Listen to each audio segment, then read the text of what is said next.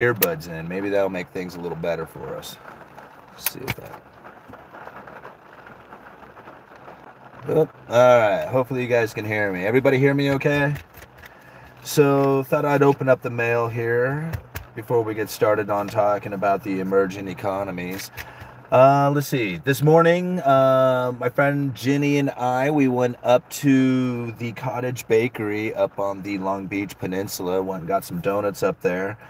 They make something called the Devil Dog up there, and man, it's really good. It's like an eclair kind of style donut with like, some really good custard kind of thing going on in the center of it. It's really good, and I suggest everybody go to the Cottage Bakery for donuts if you're ever in the Pacific Northwest corner of Oregon or the southwest corner of Washington over on the peninsula. Definitely go check out the Cottage Bakery. One of the best around. What else is going on this morning? Not a whole lot. A lot of rain this morning. Pretty slow in town. Like I drove through town. There's not a lot of people going on in there. So, got a letter here from Chris. You know our friend Chris, who likes to send his mail in these bank envelopes. And let me cover up his address, but you can see it says thank you right there. This is like, one of the type of envelopes you get from the bank, or they, put your money in there if you don't put it in your wallet or whatever. But what do we have here? Looks like Japanese from 1942. That's really cool. Very cool, Chris. Thank you. Hey, thank you, Opie. I appreciate that. All right, let's see here.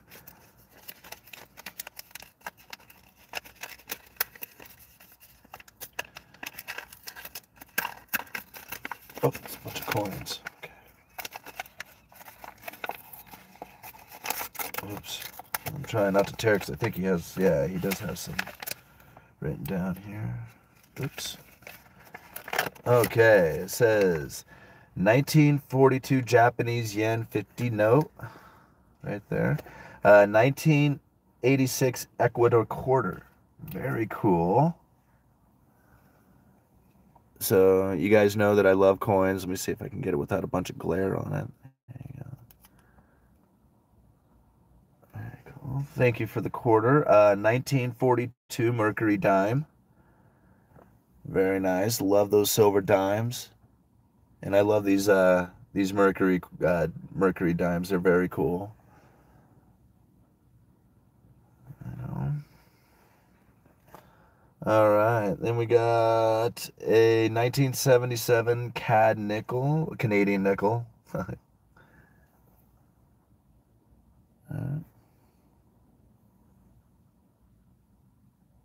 guess I got that upside down. Sorry, guys. And then the last one is 1994 British penny. Nice. Very cool.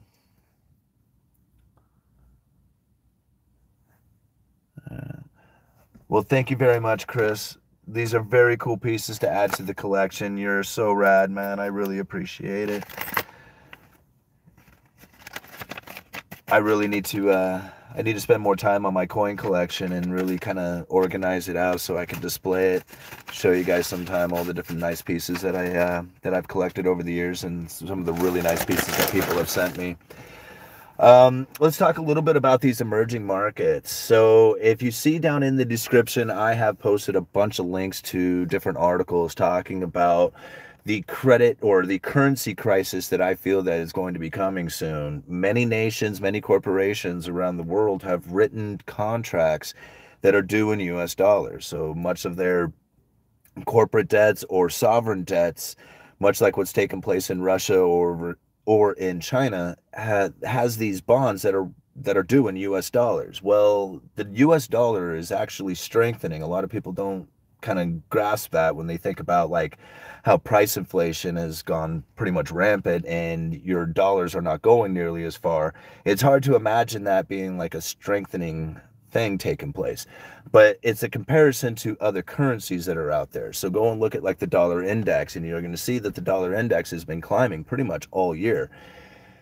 And now what this does is it puts a burden on other nations because it becomes very difficult for them to try and acquire dollars. Now, the best way to get dollars is to pretty much sell the United States stuff. Like if you can sell things to the United States, well, then you can get their dollars from the United States. That's generally the easiest way. But if you have written a lot of debts, like you have these bonds that are due in dollars, and your like tourism has gone down, so you don't have as much dollars coming in that way. Your exports aren't doing as well because you just don't have as, because of the supply chain breakdown, or you just don't have as many exports going out, maybe because of sanction issues and causing disruptions with supply chains in that fashion. Whatever it may be, you're not getting as many dollars coming in, and that is where the problem begins, because that ends up setting off what could be a contagion issue, as people are all leveraged off of everybody else. And when I mean like people, I mean like nations and corporations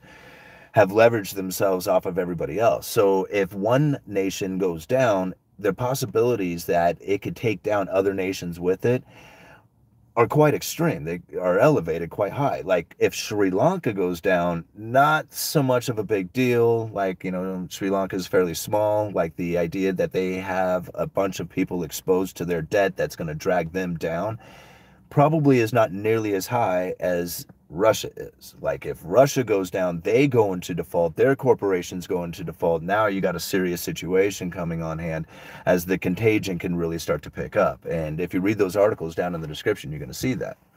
Now, I know the idea out there is still set that everybody's getting out of the dollar.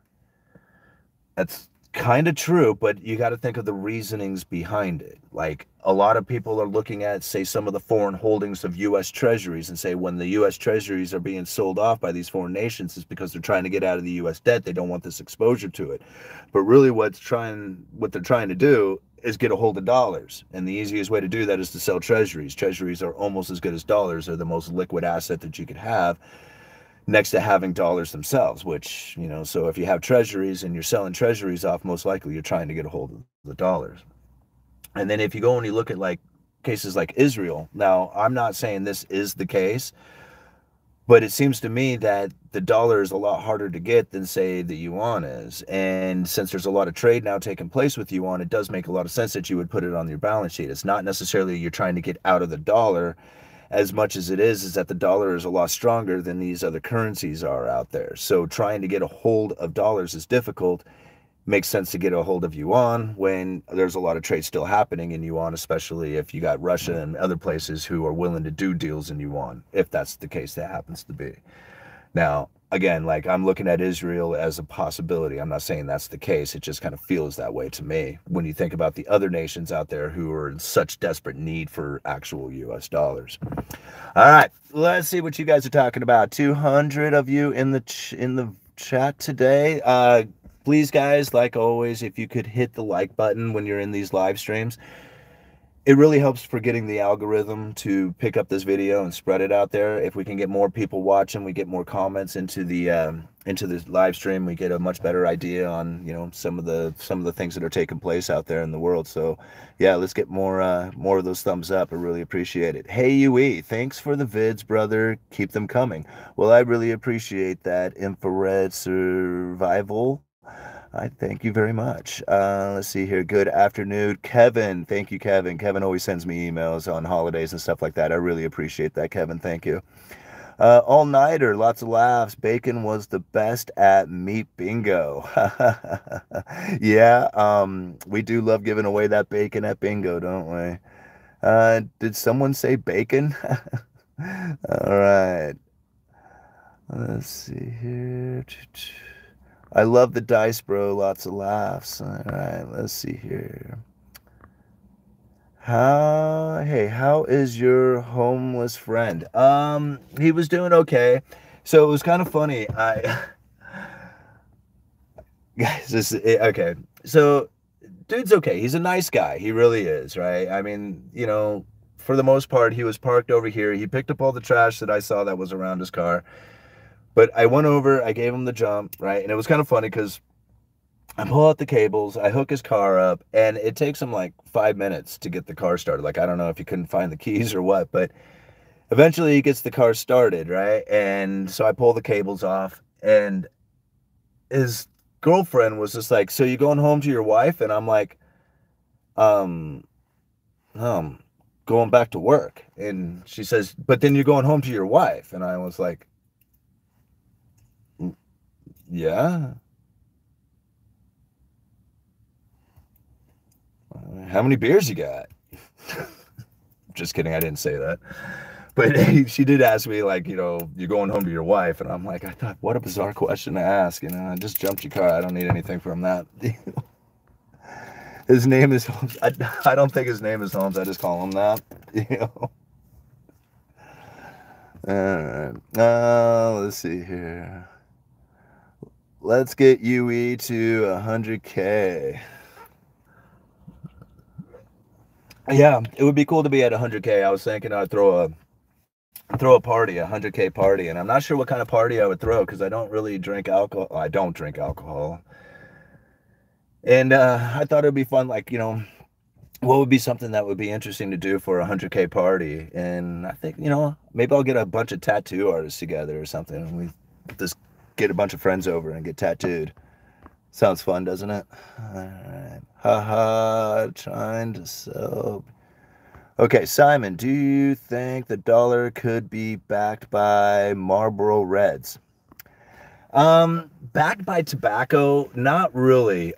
Simply because tobacco is like a deteriorating commodity. Like the longer you have it, the less of a product it is. Like gold can sit on the shelf forever and never change, but tobacco has, like, it's going to rot, it can deteriorate. It's just not, something that can just last forever.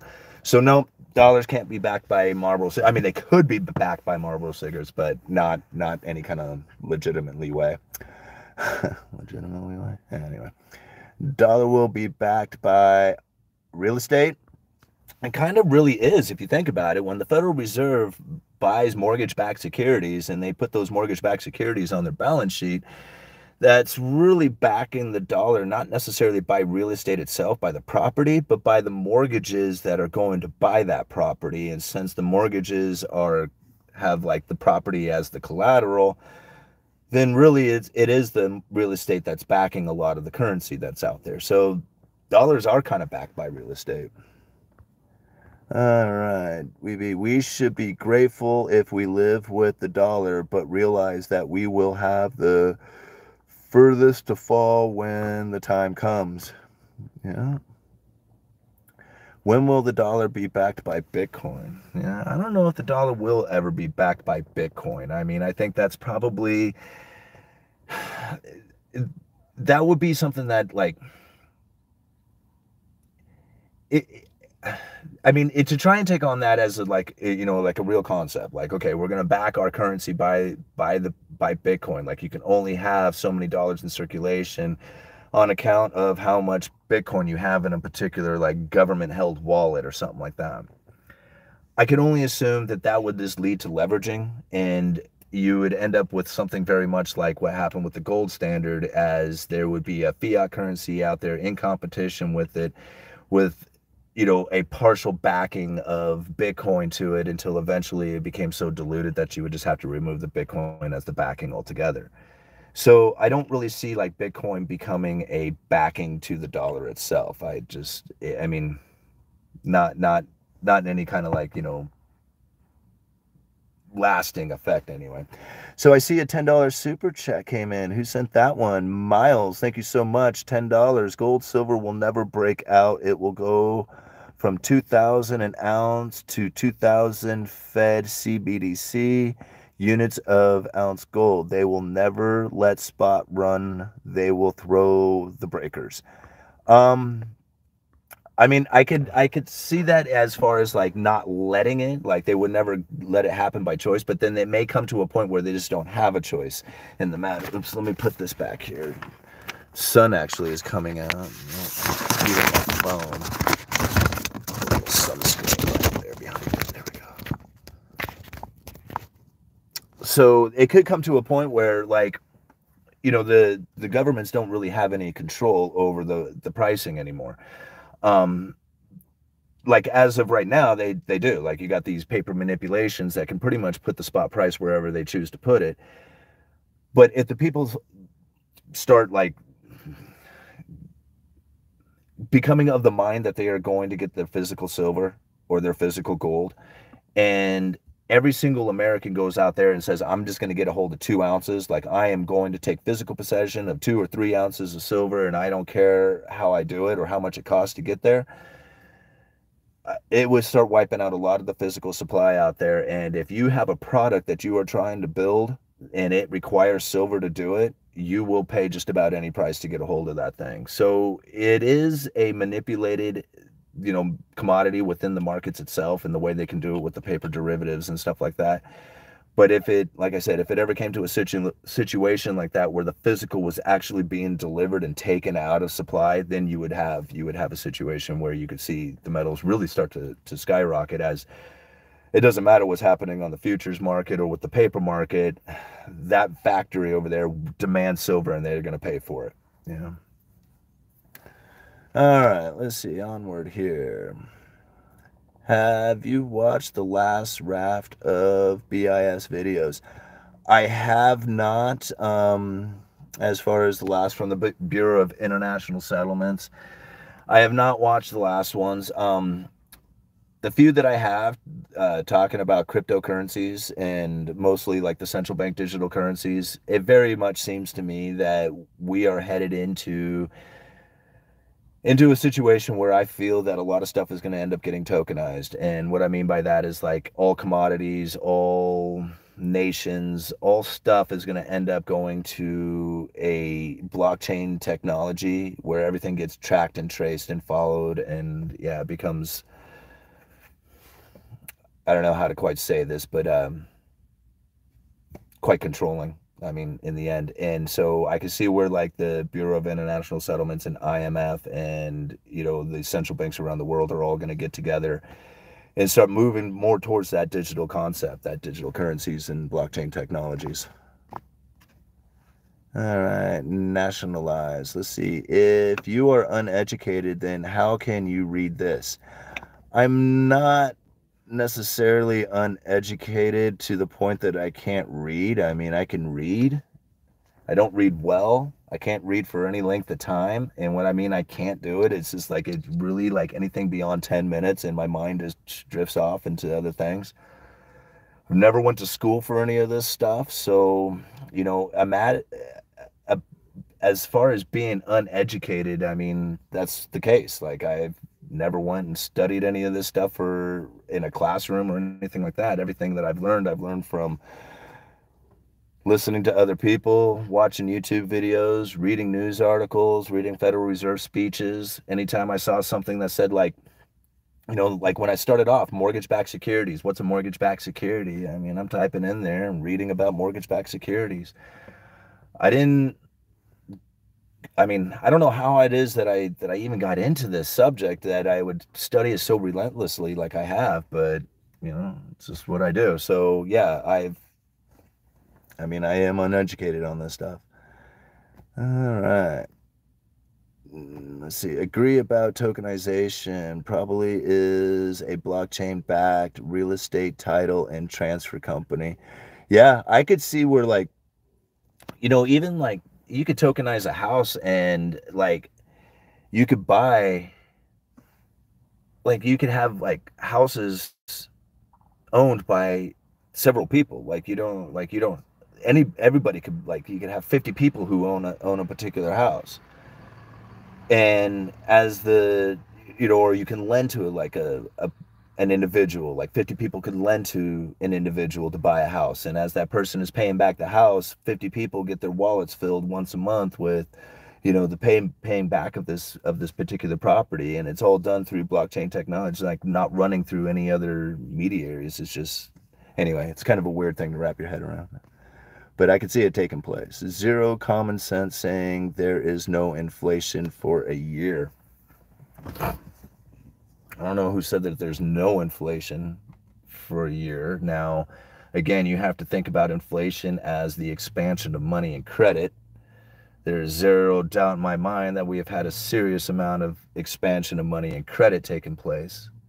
However, the Federal Reserve is backing off on their monetary easing and going into a more restrictive policy. They're going to go and tighten the money supply.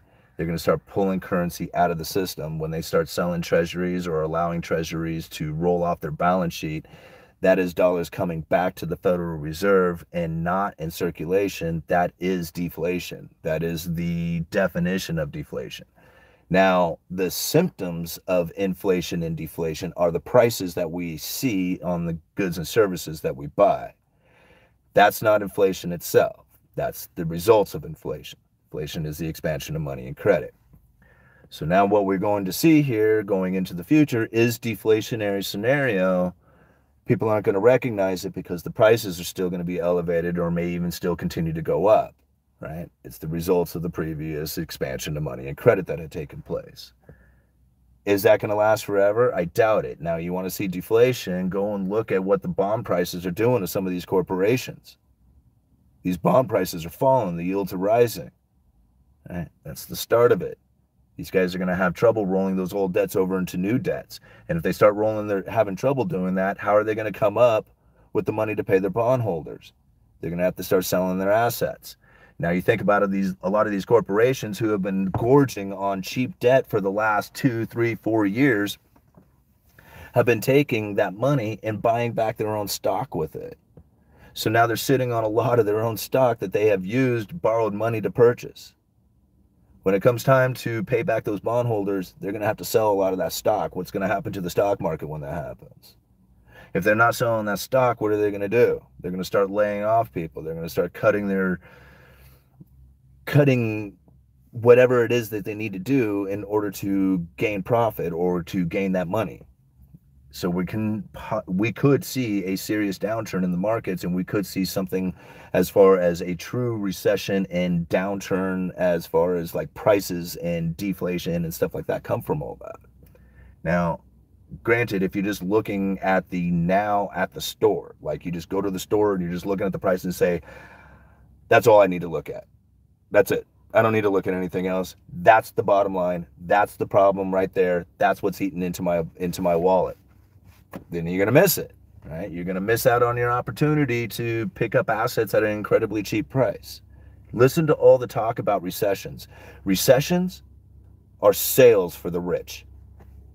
That's what it comes down to. It's harvest season. Everybody who had taken out massive amounts of debt, bought overpriced assets, can no longer afford to make the payments on them, are going to have those things repossessed, or they're going to have to sell them as cheap as they can, or to get out from underneath it because they got to maintain their life and they can't afford it anymore. This is where the rich come in and start buying up all this stuff. I mean, I think about the big, beautiful store that is here in the middle of town that was built back in 2005, I think it is, right? And so it was the lumber yard that I used to work at. And the guy did an amazing job on this lumber yard, right? I mean, it's like beautiful. There's like murals on the walls and heated floors and everything. I mean, these buildings are like super nice. Well, 07 comes around just a few years after completing these stores, and there's not enough business to keep these things open.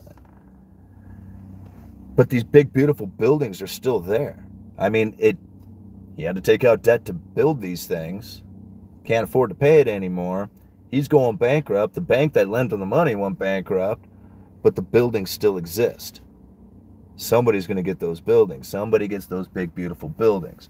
So during the recession, when nobody can no longer afford to make their debt payments anymore, and all this stuff ends up going on sale, those who are sitting on cash, well, they get to pick that stuff up at incredibly cheap prices. So I'm drinking the cayenne booch this afternoon. I like the spicy ones. They're really good. All right, 400 of you in the chats. Cash ain't trash. That's right. It's not trash. I mean, it's the one thing you need to get out of debt, and it's the one thing that everybody wants when things go on sale. They want cash. It's not like you can go to them and say, I got gold, and they're like, yeah, go sell it and bring it back to me when it's cash. I mean, that's how most people generally operate. I try to find a network of people that would be willing to accept silver or gold as far as a payment goes. But even still, you're only limited to a handful of people that you know. If you're going to get into gold and silver, I suggest you do that. You build up a network of people. All right. Do you think real estate is good store of value with everything that's going on in our world? Gold be better. I do think real estate is a great store of value.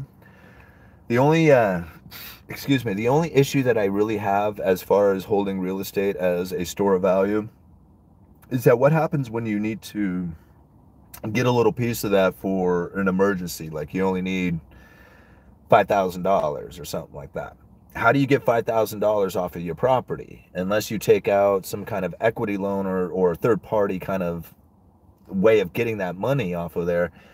Outside of selling the entire property off, it's hard to get that, just that little piece. So you would have to take out a loan or something like that and then pay that loan back in order to acquire just a little piece of that value. So that's where like having gold and silver is a much better place to be, is that, you know, with silver you can just go and sell a little $20 disc, and, you know, or you can sell $5,000 worth, but you can just do whatever little bit that you want to do. You're not forced to sell the entire thing or take out a loan to make it happen. So, but I mean, in the end, like they only make so much land. There's like only so much land, and you can't make more. So, like buying land in a good area that's going to be, you know, probably fairly popular in the future is, I think, a great way to go. Invest into OnlyFans. Yeah, I've been asked to do OnlyFans quite a few times. I don't know what I would do there. I mean, I guess I could like eat Cheerios in my underwear or something. All right. Is Generation Z screwed with getting ahead economically?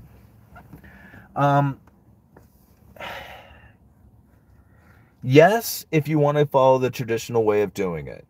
No, because right now there's better opportunity to make money than at any time in history. Like if there was ever a time that you were looking to try and acquire some sort of side gig or side income, right now there is so many ways to make money that, you know, to think that you can't succeed economically in this environment is not right. I mean, it's not hard to make it in this world. It's hard to make it good. That's the difference in it. Now, there was a time generations before, you know, probably most people who are watching this video, that you could just have an average job. With that average job, for the most part, you could buy a house and cars, raise a family. You know, you could just like, you know, you didn't have to try real hard. You just had to show up every day and be, you know, dedicated to that. But now that's not necessarily the case. And so, yeah, you do have to work harder nowadays in that sense, where you have to have multiple streams of income.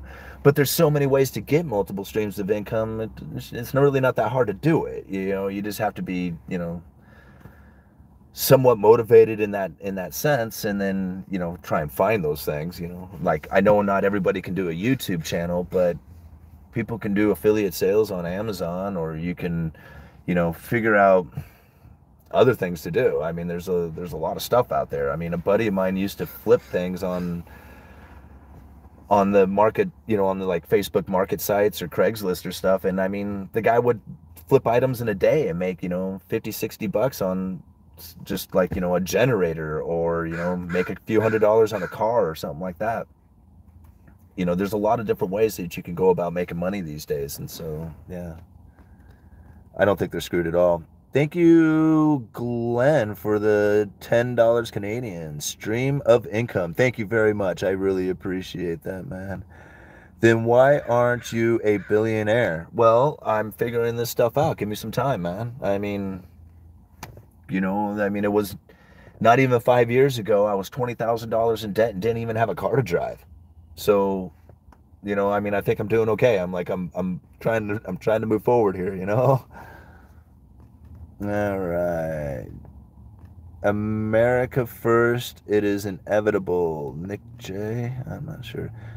Let's see here. Sounds like someone is upset they missed out on the last bull run.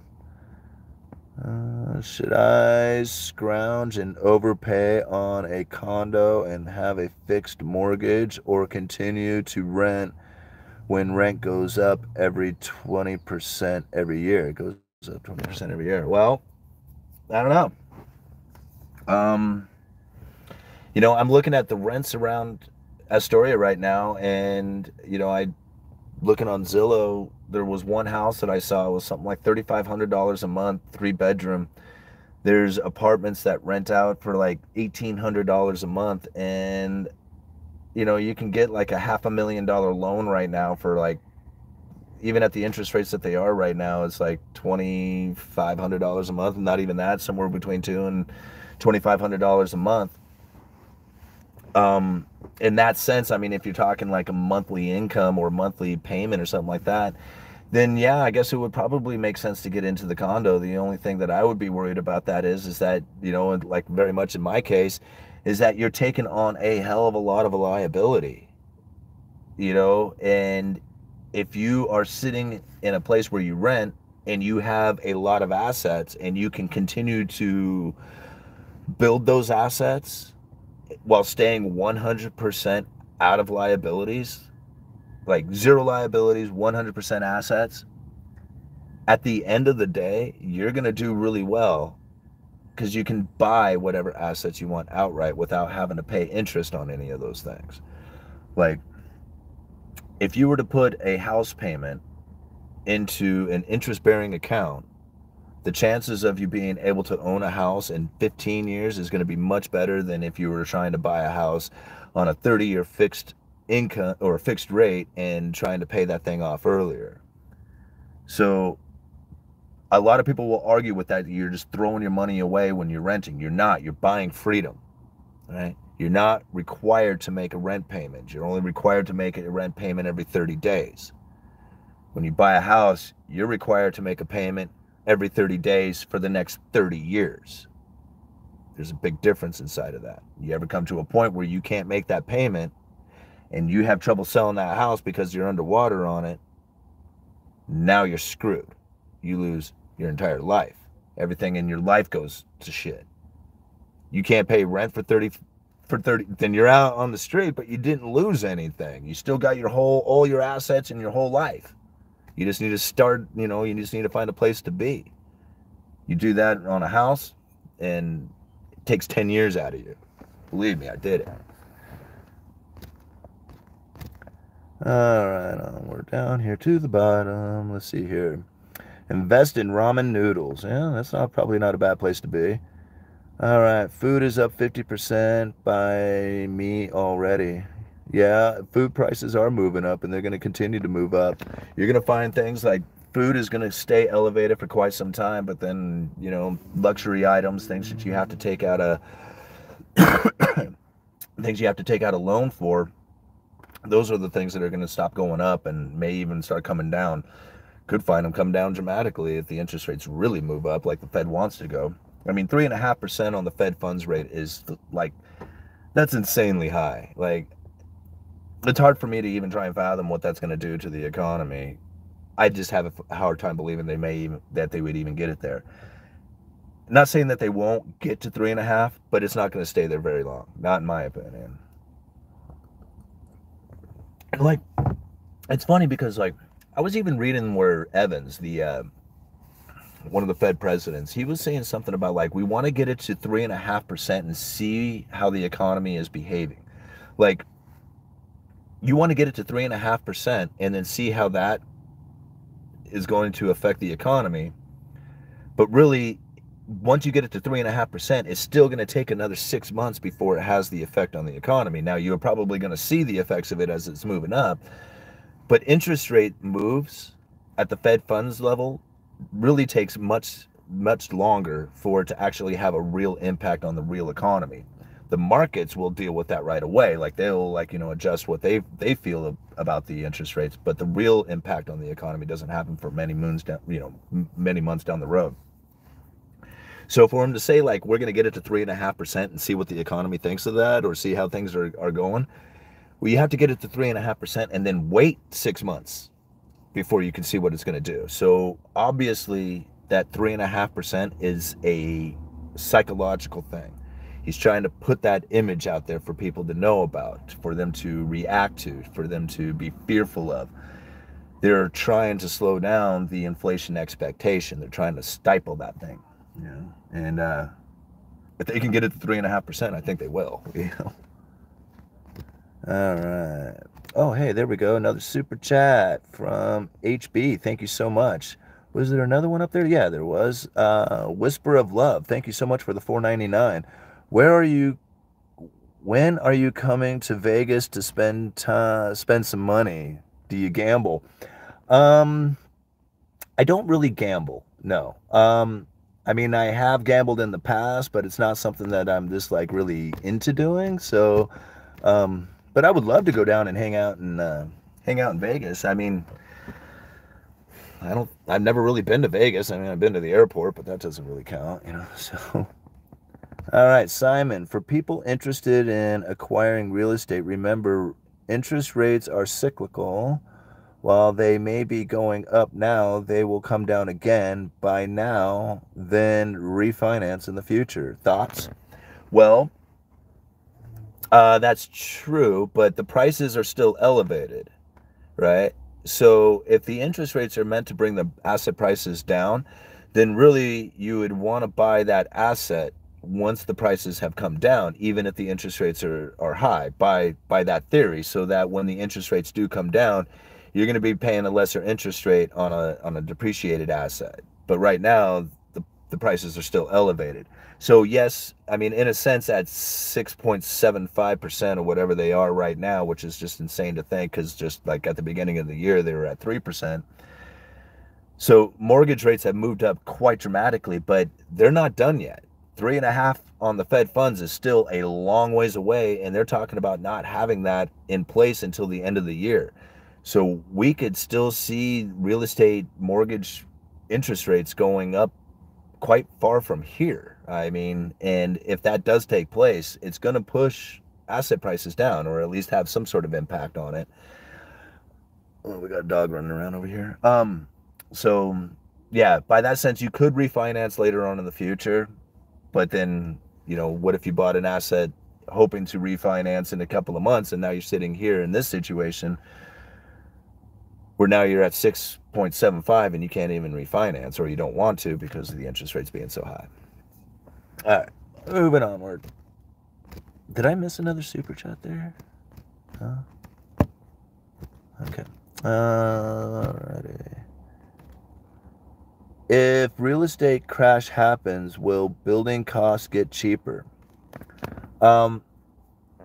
I would assume yes, that building costs would get cheaper, that there would be more available like supplies, there would be more available carpenters, just everything would become more available, as there would be less people encouraged to build homes as the prices are coming down. Like right now, builders are already having an issue with being profitable on these homes, even as the elevated prices have given a situation where they should be more profitable. It's not. Material costs are going up, permitting costs, energy costs, labor costs, everything that's going into these houses are going up, and the profits are being eaten up. So builders are not sitting in a good situation even as of right now. That's putting in a situation, gotta keep saying situation, that puts in a if the builders are struggling, they're not going to be able to add to inventory. If you can't add to inventory, then the prices can't come down. If the prices can't come down, then we're not going to have a housing crash. Right? So what is it that's taking place? I mean, what has to happen in order to bring these prices down? And to me, it's inventory, right? It's going to be the inventory levels. And since I had anticipated a huge inventory of homes coming from the forbearances ending and people going into foreclosure, it didn't happen. I mean, people aren't going into foreclosure because either they're selling their house or they're refinancing it for a 40-year mortgage or something else. That wave of foreclosures isn't taking place like a lot of us had anticipated. Still could. I'm not saying that it's not going to. Interest rates are moving up quite dramatically. People may not be able to afford the higher interest rates as they go to refinance their homes or get out of the forbearance. But I haven't seen it yet, right? It hasn't come. So until inventory levels rise, I'm not sure, you know, that we would see a housing market crash, even if the interest rates rise. Yeah, his car did get fixed. I saw him. He was just driving away earlier. There was a question about whether or not if we got the guy's car fixed the other day. Question here from UK. I want to buy some US treasuries, but I don't know if I can from the UK. Any ideas if I can do that? I'm not sure. I mean, I bought in treasuries, but I just go to the US Treasury site and had an account and bought some bonds through it. It's all electronic. It's not like you actually getting paper bonds in or anything like that. So that's the way I've got. I've purchased them. I'm sure if you can't set up an account yourself, like if you can't purchase them that way, then there's got to be a broker or somebody that you could be able to buy some kind of bonds through, or at least maybe get some sort of exposure to them through an ETF if you wanted to go that route too. I mean, there's always ways to find it. You just got to figure it out. If you want to lose your UK money, buy bonds. Well, I mean, a lot of people were saying that about these Chinese developers. Remember, I said, you got to buy when there's blood in the streets. And Evergrande was like, I mean, I thought that there was a very good chance that they were going to default. Like they were going to go completely out of business or whatever. But that didn't seem to be the case. It doesn't seem to be the case right now. Chinese property is especially in a lot of these cities, is dropping and dropping dramatically. There's some of these real estate agents over there are saying this is like horrible, a horrible market as far as the Chinese real estate goes.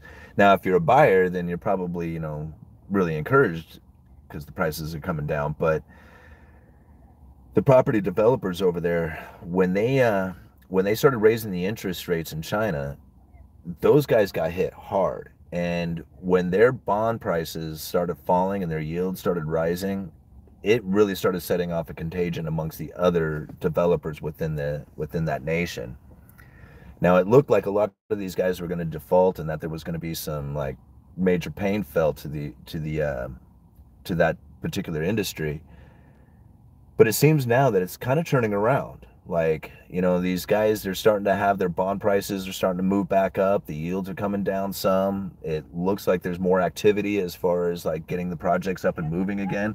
So as far as a flat out bankruptcy and, collapse of the builders over there, it doesn't seem to be the case. However, the real estate market has taken a hit and the property prices have come down dramatically. How long that continues, it doesn't seem like it's probably going to go very much further. China's talking about lowering their interest rates and becoming more, accommodating. So if that's the case, then, a lot of these properties are probably going to find the bottom and start moving back up again. So, I think something like that could very well take place here in the United States. Now, whether it happens with the property and property developers, I don't know, but it could very well happen in other sections, whether it's, it could happen in property, it could happen in energy, it could happen, in a lot of places. But corporations here in the United States are very highly leveraged. They sold a lot of debt over the last couple of years. And so, rolling these old debts into new debts when you have higher interest rates, it can be very damaging to these companies and find their profits that get eaten up quite quickly. All right. Treasury Direct. Yeah, for getting Treasury. Okay. If crypto doesn't play a role in our retirement and everything else is being equal, I would expect civil unrest. If you want to know when you're going to see civil unrest, it's when the people spend 50% of their income on food. When that becomes the case, when the people end up spending 50% of their income on food, they lose it. They riot, they freak out. You'll see, attempts of, government overthrowing, all that stuff. That's when it happens, is when the people spend 50% of the money on food. So if you want to know when that's going to happen, that's my opinion. All right.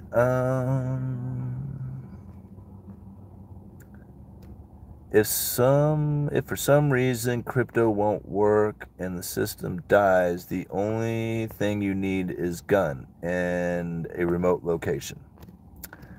Yeah, gosh, I would hate to think of life that way, but yeah, I guess that's the truth.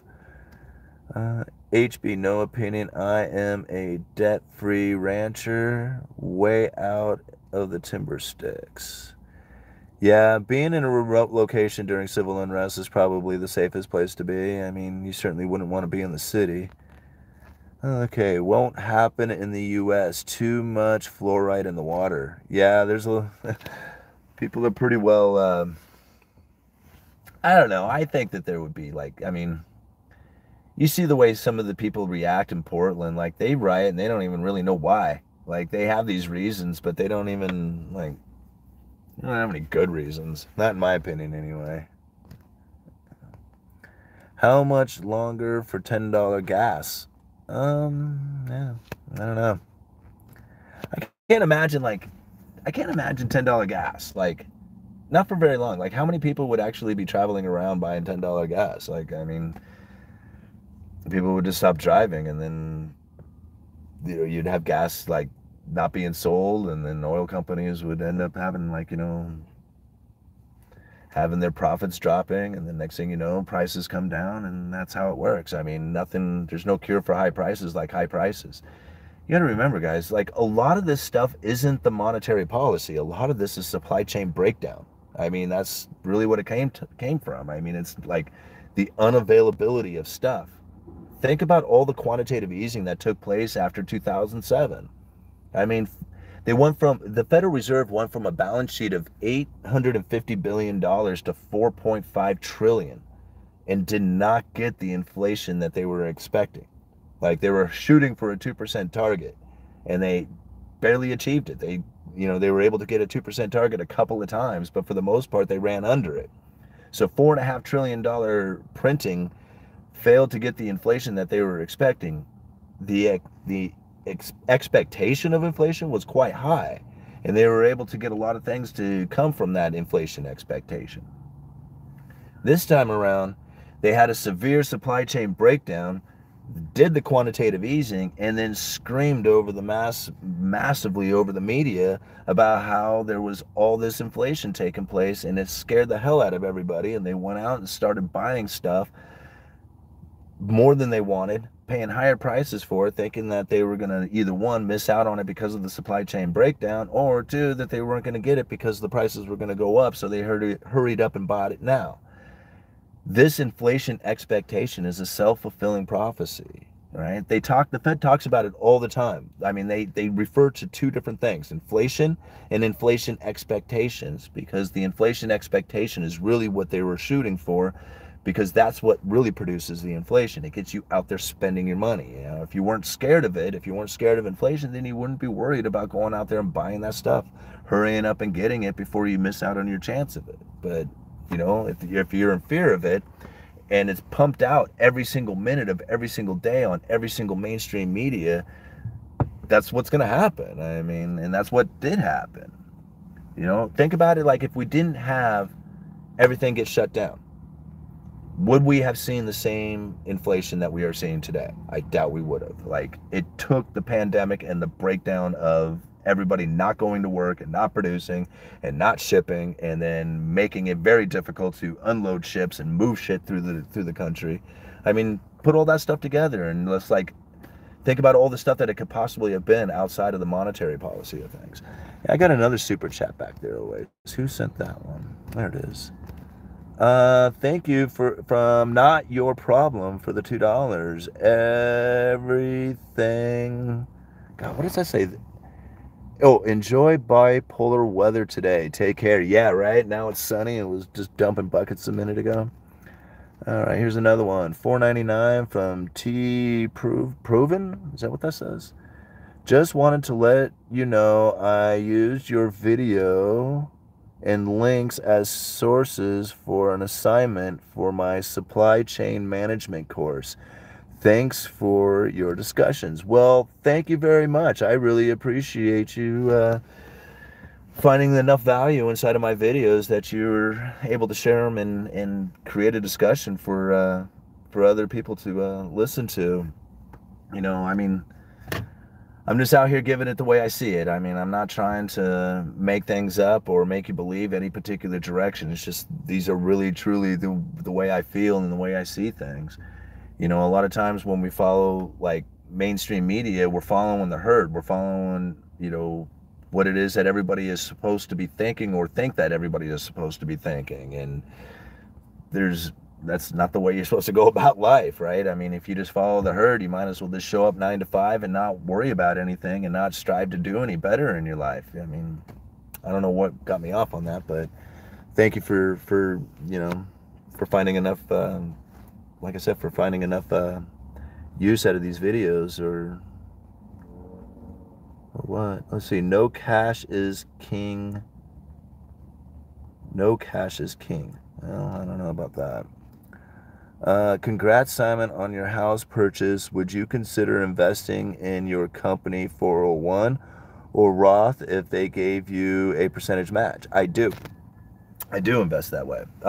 It's not much. We just started it. The company has switched to another company to do that with. But yeah, so we just got that started up, and I match with them. And as soon as I get my emergency fund built up, which it should be here before too long, I'm going to max that out to get the employer to match as much as I contribute in, or to max out as much as I can to get him to contribute as well. I mean, that's like free money. Why wouldn't you do it? You know, it only makes sense. So I guess the only thing you would want to be scared about is whether or not that having it in, you know, in the stock market in a 401k is going to be like a safe place to put it. Well, I'm 45 years old and probably won't be needing it for another 20 years. I don't think I'm too worried about like losing all that money over the next 20 years in the stock market. If you were wanting to pull it out in the next 5 years, that might be a different story. All right. John, thank you so much for the $5. I took on debt to buy a lot of things long term because I'm scared of hyperinflation. Better their money than mine. I'm praying for no deflation. Yeah, gotta, I don't know. Everything's cyclical, right? I mean, so the Federal Reserve has even said it, like we are taking interest rates to 3.5%. That's going to be quite high. Now, if inflation does continue and you're able to get a loan, like, I mean, say you got a loan for a house at 3%, but inflation's running 8%. Well, you're beating it by, you know, like you're actually saving 5% of your money because, or 5% of your purchasing power by securing that purchasing power today, saying I am locking in all the purchasing power I have going into the future at this 3%, as opposed to losing 8% on your money going into the future. Does that make sense? So like I would spend it now and I'm only, you know, I'm got a 3% interest, but if I hold on to it, I'm going to lose 8% to inflation going into the future. So it does make sense to like spend money now on low, or taking out low interest rate loans now if you believe that there is going to be high inflation going into the future. But if you don't feel that there's going to be inflation going into the future, you feel that those interest rates are going to come down and, or I mean, are going to stay elevated and the prices come down, the asset prices come down, then that's where you're going to want to be in cash, right? Because that's where you're going to pick up those assets at the best price. So yes, there is a lot to say that if you have inflation into the future and you feel that that's going to be the case, to take out as much debt as you can now to beat that, to, you know, if you can get it at low interest rates. Obviously, if you have a high interest rate loan, then that's going to be damaging going into the future if you have a hyperinflation, because not only are you going to not be able to afford your loan, you're not going to be able to afford the standard of living, as, you know, you lose it as prices go up. Man, I'm babbling hard here. Okay. Let's see here. 589 of you. Thank you so much for joining in today. All right, $4.99 from John. Let's see here, Velasquez. Circus, creator of the USDC stablecoin, has field paperwork to become a bank. They're using a SPAC. BlackRock has invested $400 million in Circus. I could see in the next 5 years that you're going to find that almost every corporation and every bank and every nation has invested heavily into many crypto corporations. Which ones those are going to be, which the survivors, who knows? I mean, that could be one of them. I don't know. Like, I mean, you know, when the dot-com bubble started to form, nobody knew which one to pick. I mean, there was a few people who jumped on Amazon and knew it right in the early days and held on for the entire ride. Very few people could do that, like knew which one to get. That's where we are right now in the crypto stage. I mean, any one of these things, we don't know which ones are going, some of them are going to do very well. That's the point. Most of them won't, you know. All right, 600 of you in the chat. Be sure to hit the like button. Like I said, guys, it helps get the algorithm spread around. With 600 of you in there and 284 likes, we can get a lot more likes going on, and we'll get a lot more people into the comments section. I'm going to be out here for, well, let's see, I don't really have a whole lot going on for probably another hour and a half or so. So, yeah, let's keep going, man. Let's keep answering questions here. What did I see up there? Hey, UE. What is your opinion on privacy coins like Monero and Private Chain? You know, I'm a fan of them as far as like being able to transact without having somebody knowing what you have done. Like, a lot of people don't realize that Bitcoin is not like necessarily an anonymous currency. Like, it's not in the sense that if somebody knows what wallet is yours, they know every transaction you have ever done, and every transaction that anybody who has ever done any transactions with you has ever done. There's no hiding the blockchain network. I mean, it's out there for anybody to see. But you can't stop somebody from using it. That's the cool part about Bitcoin is that if you make the decision that you are going to transact with somebody and you execute that transaction, there's no stopping it. It's going to happen. So if you wanted to be anonymous, then you have to use something like a privacy coin like Monero, which doesn't record those transactions in the same sense. The only thing that I feel about Monero is that, or some of these privacy coins, is that they're not nearly as popular. Now, I'm not sure exactly why that's the case, but it is the case that they're not nearly as popular as, say, Bitcoin is. So trying to transact with somebody using Monero, well, it requires that, you know, there be more people using Monero. There's a lot of people using Bitcoin. So that's kind of my opinion on it. I mean, if you feel like you truly want to remain that, you know, in a private kind of fashion, then yeah, you would have to use Monero and not Bitcoin. But I'm not terribly scared of it. Like, I mean, you know, when it comes to like doing illegal activities, the last thing you want to do is do things with bank transactions or things that are going to be recorded, like cryptos or anything like that. Most of the time, if you're going to do an illegal transaction, you're going to want to use US dollars, like US cash. It's anonymous, it's private, it's like accessible anywhere in the world, it's usable. You know, that's the currency of choice for illegal, nefarious transactions is US dollars, not cryptos. Yeah. Cryptos work. I mean, you can do it with that, but dollars are by far the better way to go. Wow, a lot of you talking here. Thank you guys for those likes too. I really appreciate that. All right.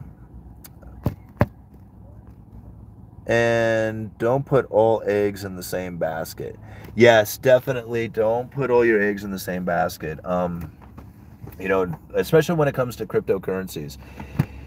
You know, I've said it before, if you're going to get cryptocurrencies, be sure and understand the difference between having like a Coinbase account where your coins are basically, your cryptocurrencies are stored with a third party, and then having a private wallet, like having your own cryptos you're responsible for. That is you really have to understand the difference between the two.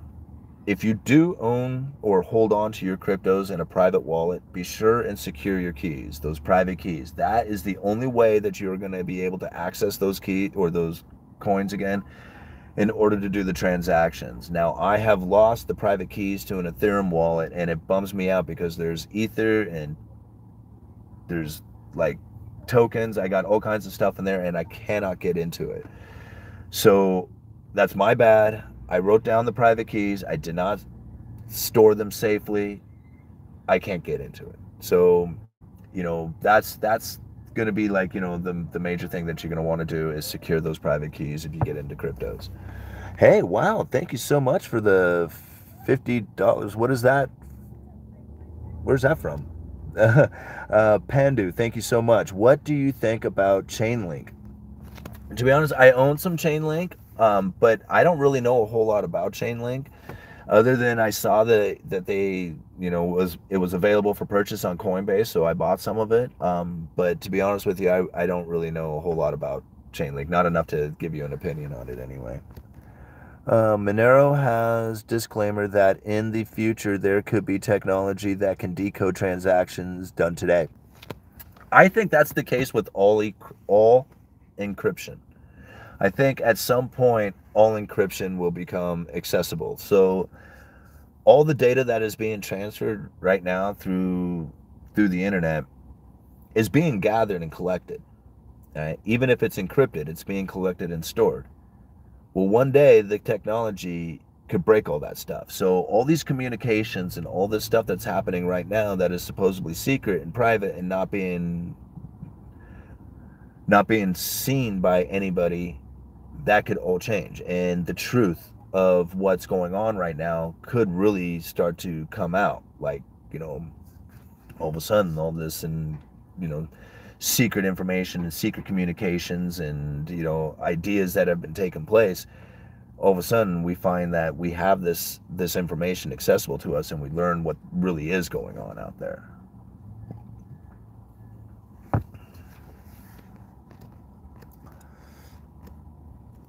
BTC is property according to the IRS. Yeah, that's probably how they're going to be able to charge you taxes on it. You're 110% slave when cash is gone. Jody, Yui is invested in crypto. Yeah, was somebody asking me about whether or not I was invested in crypto? I am. I do have cryptos, but I don't really consider like cryptocurrencies an investment. It's more of a speculation. You know, investments are something that actually pays you a return. Rental properties, you know, even bonds, if you know, the yield that you get off of it. But investments are something that actually pays you. You can invest in a company when you buy stocks, even though you're planning on selling that stock for a higher price. You're investing in the company because you're anticipating that company is going to grow and going to do better. So when you buy cryptos, when you buy gold, what you are anticipating is that you are going to be able to sell that to the greater fool later on in the future. That's a speculation. That's not an investment. So if you took your cryptocurrencies and you gave it to a third party who says, I'm going to give you a return on that, some sort of interest on it, well, then you would be investing with cryptos. That it would be a small investment, but that is investing with cryptos. Or if you bought into a company that was going to be, you know, using a particular cryptocurrencies to facilitate their trading, that might be a way to invest by buying their token or something like that. You're actually investing in this particular company. But for the most part, buying cryptocurrencies is more of a speculation than it is an actual investment. All right, let's see here. Hex that is staked give a daily yield, so that is technically an investment. Yeah, I mean, there are, you know, like I said, there are currencies or cryptocurrencies. There are some protocols out there that are trying to provide some sort of return on your cryptos, but for the most part, cryptocurrencies themselves, like Bitcoin or Litecoin or any of the other ones that are just meant to do transactions, those are more speculations than anything. Yeah. Let's see here. You think 10% mortgage rates are possible? Yeah, I think they're going to go higher than that. I mean, we're at 7% now, and the Fed funds rate are at 0.75. What do you think is going to happen to mortgages when the Fed funds rates are at 3.5%? Now, that's if they can actually get there. I've said this before, like, they may be able to get to 3.5%, but it's not going to be there for very long. And I could only assume that as we start to move up into, like, say, the 1%, 2%, as far as the Fed funds rate goes, you're going to see some serious impact when it comes to the mortgage markets and what those interest rates are going to be like. At 7% right now, and the Fed moved their interest rates less than 1%, yeah, we could see 10% mortgages. We could see 15% mortgages. Most people would think that's going to cause the housing market to crash. Again, we have to think about what the inventory levels are going to be at that time. If inventories are rising and we have a lot of houses coming onto the market, yes, we're going to see the prices drop dramatically. But if all cash buyers are still stepping in, they don't care what interest rates are. And there's 30% all cash buyers buying homes right now. That is not it's not a good spot. It's not a good place to be, you know. Let's see. I don't have much silver eagles. Glad I purchased $1,350 worth of coins in 2018.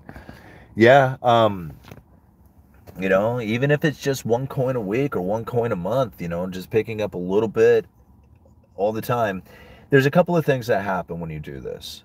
Like, if you put it in your mind that you're going to pick up 1 ounce of silver every week, or even once a month, what ends up happening is that, especially if you can't afford it, or you're really limited on how much money you have, and like buying even a single 1 ounce bullion a week is like, you know, pushing like your income.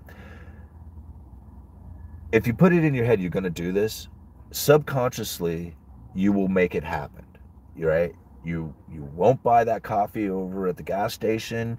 You won't, you know, buy the pack of cigarettes or something. Like, you will figure out where that money is in your life, and it will just come to you. Like, you will just make decisions without even like consciously aware of it, that will bring that money to your hands so that you can go and buy that silver at the end of the week. So once you just put it in your head, I'm going to do this, I'm going to buy 1 ounce of silver a week. Like, even start with $100 and not spend the whole $100 on it. Just spend, like, you know, the $30 it takes to get the one silver eagle or whatever it takes. Do that every week, right? And then by the 4th week, the money that it takes to come up with the silver will just start presenting itself to you. You'll just all of a sudden, you'll be like, man, I don't have any money, and I'm supposed to buy an ounce of silver in 2 weeks or in 2 days, and then 2 days later, boom, you have the money. It just happens like that. If you just put it in your head and make it that way, you will find yourself one day like sitting on hundreds of ounces of silver, and you're like, man, I don't even really remember buying that many. And that's the way it goes down. It's just the way it works. It's like paying off debt. Debt, you know, if you have debt, pay off debt. That's the easiest way to invest your money. There's no better return on your money than to pay off debt, especially like high interest debt, like credit cards or something like that. So really, like, if I was looking to try and invest, that was like my major thing when I was like broke and trying to figure out how it was that I was gonna, like, you know, pay my debts off or try and, you know, just survive in life. Listening to these investors, and one of them says, if you have debt, paying off your debt is the best investment you can do. Get rid of your debt first before you start trying to invest, because whatever it is that you invest in has to be beyond what it is that you have as far as the interest payments that you're making on this high yield loan.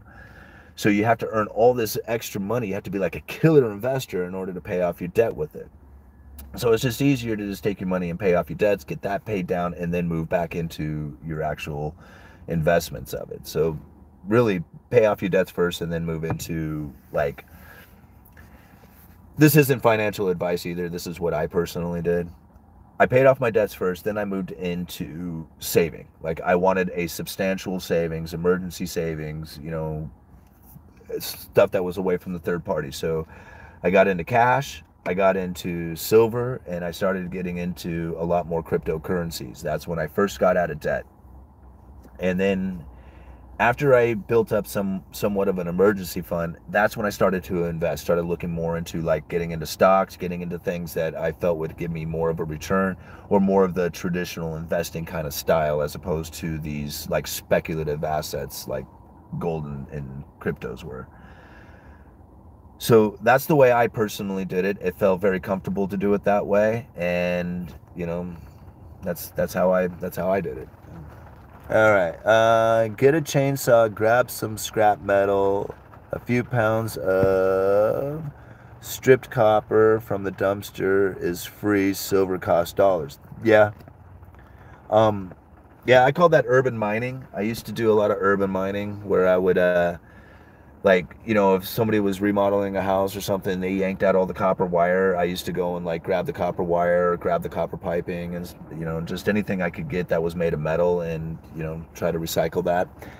I don't do that as much anymore. There was a time, yeah.